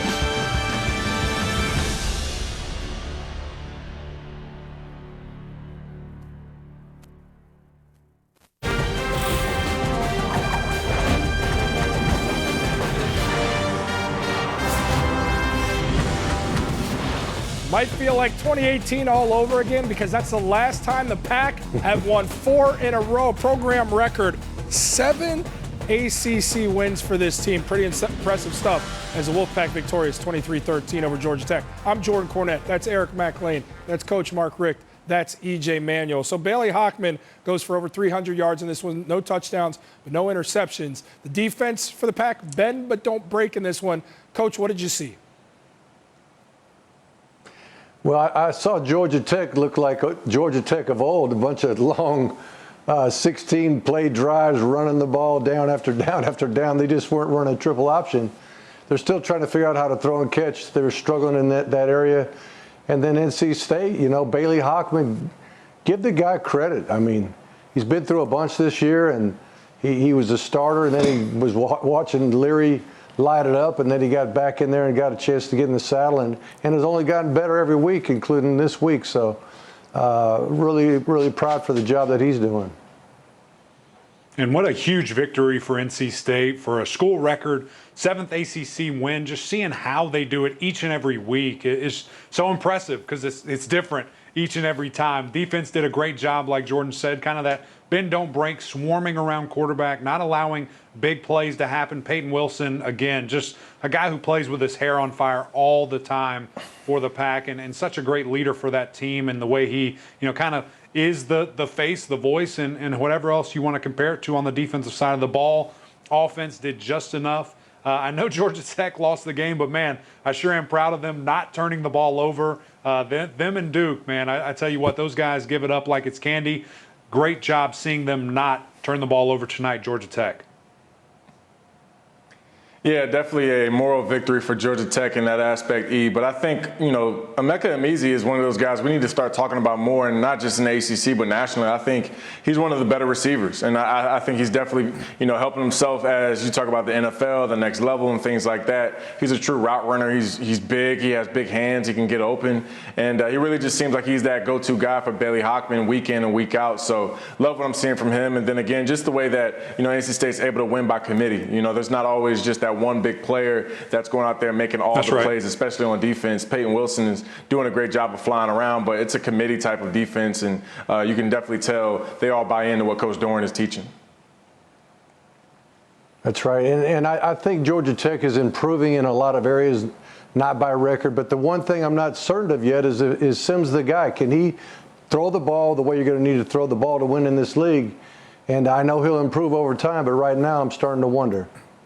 Tell you what, this is a Pack team that's now 8-3. Like Emac said, a program record 7th win in conference, something they've never achieved before. A team that's rattled off 4 wins in a row. Conversation needs to start being had more for Coach Dave Doran in the conversation for Coach of the Year in this conference. A lot of guys have done magnificent jobs. Coach Doran up there with all of them. Eric Wood, caught up with Coach Doeren postgame. Coach, that was a tough, chippy ball game out there, but from my point of view, it seems to fit your team well. Yeah, it does. Yeah, our guys, they don't quit, man. They're tough. And whatever's been in this team's way all year long, they've just stood up to it. They stick together. I love them. They're incredible. Late in the game, you go to a Mecca Mezzi almost in the 4-minute drill. Traditionally, you're running the ball, but you have such a sure-handed receiver. Yeah. He also draws 3 pass interference on the night. Talk about the effect he has on the ball game. Well, we weren't running the ball well, and I'm just like, might as well throw. I mean, every time we throw it to 86, he catches it or they get a penalty, you know what I mean? So it's just one of those deals where, I'd like to run the ball right there. Thanks, Daniel. But the guy's hot, man. You got to give him the rock. There you go. Yeah, everybody's Legacy, getting it. baby. That's what it is. It's a legacy, baby. Last one. They done it before. Oh, they got it. These guys are having fun. Oh, yeah. Last one. You send the seniors off with a victory. You said pregame that's what you wanted to do. How special is that? That's the best gift you can give these young men is the last time they're in that locker room, we get to go have a party with them, and they deserve it. They're awesome kids, man. These coaches did a phenomenal job tonight. I'm proud of everybody. Go enjoy that party, All right, Coach. go Pack. So we were going to go to another highlight for all the action going on, but I wanted to come back here because those are the moments that college football is all about. Yeah, producer Cornette driving this thing off the road. But Pack fans, I'm sure, are still watching right now, and Pack fans are feeling what those Pack players. Heck, we watch Coach Doeren smile more than we ever have. Going into that emotion and seeing what we're seeing there, EJ, what does that make you feel, understanding that this team realizes they're doing something unique right now? Yeah, well, I just said it. I mean, these guys are definitely buying into what Coach Doeren has been teaching and preaching, and it's actually cool that the players were able to run by the camera and show that. They talked about legacy. They talked about sending the seniors out the right way. Obviously, defending their home turf, which is something they've done a great job of this year. I just got to take a hat off to them. I think coming into this season, a lot of us weren't expecting NC State to do what they're doing, but they're playing excellent football. Again, Bailey Hockman, whether it was going to be Hockman or Leary, we didn't really know. But I think, again, by committee, both of those guys stepped up and played great when they've had their opportunities and their number has been called, and that's what good football teams do. Yeah, we can get in that territory of talking so much Notre Dame, Clemson, even Miami, but this is an NC State team at 8-3 that should definitely be walking around with their chest puffed out a little bit. Heck of a performance from them to get their 4th straight dub.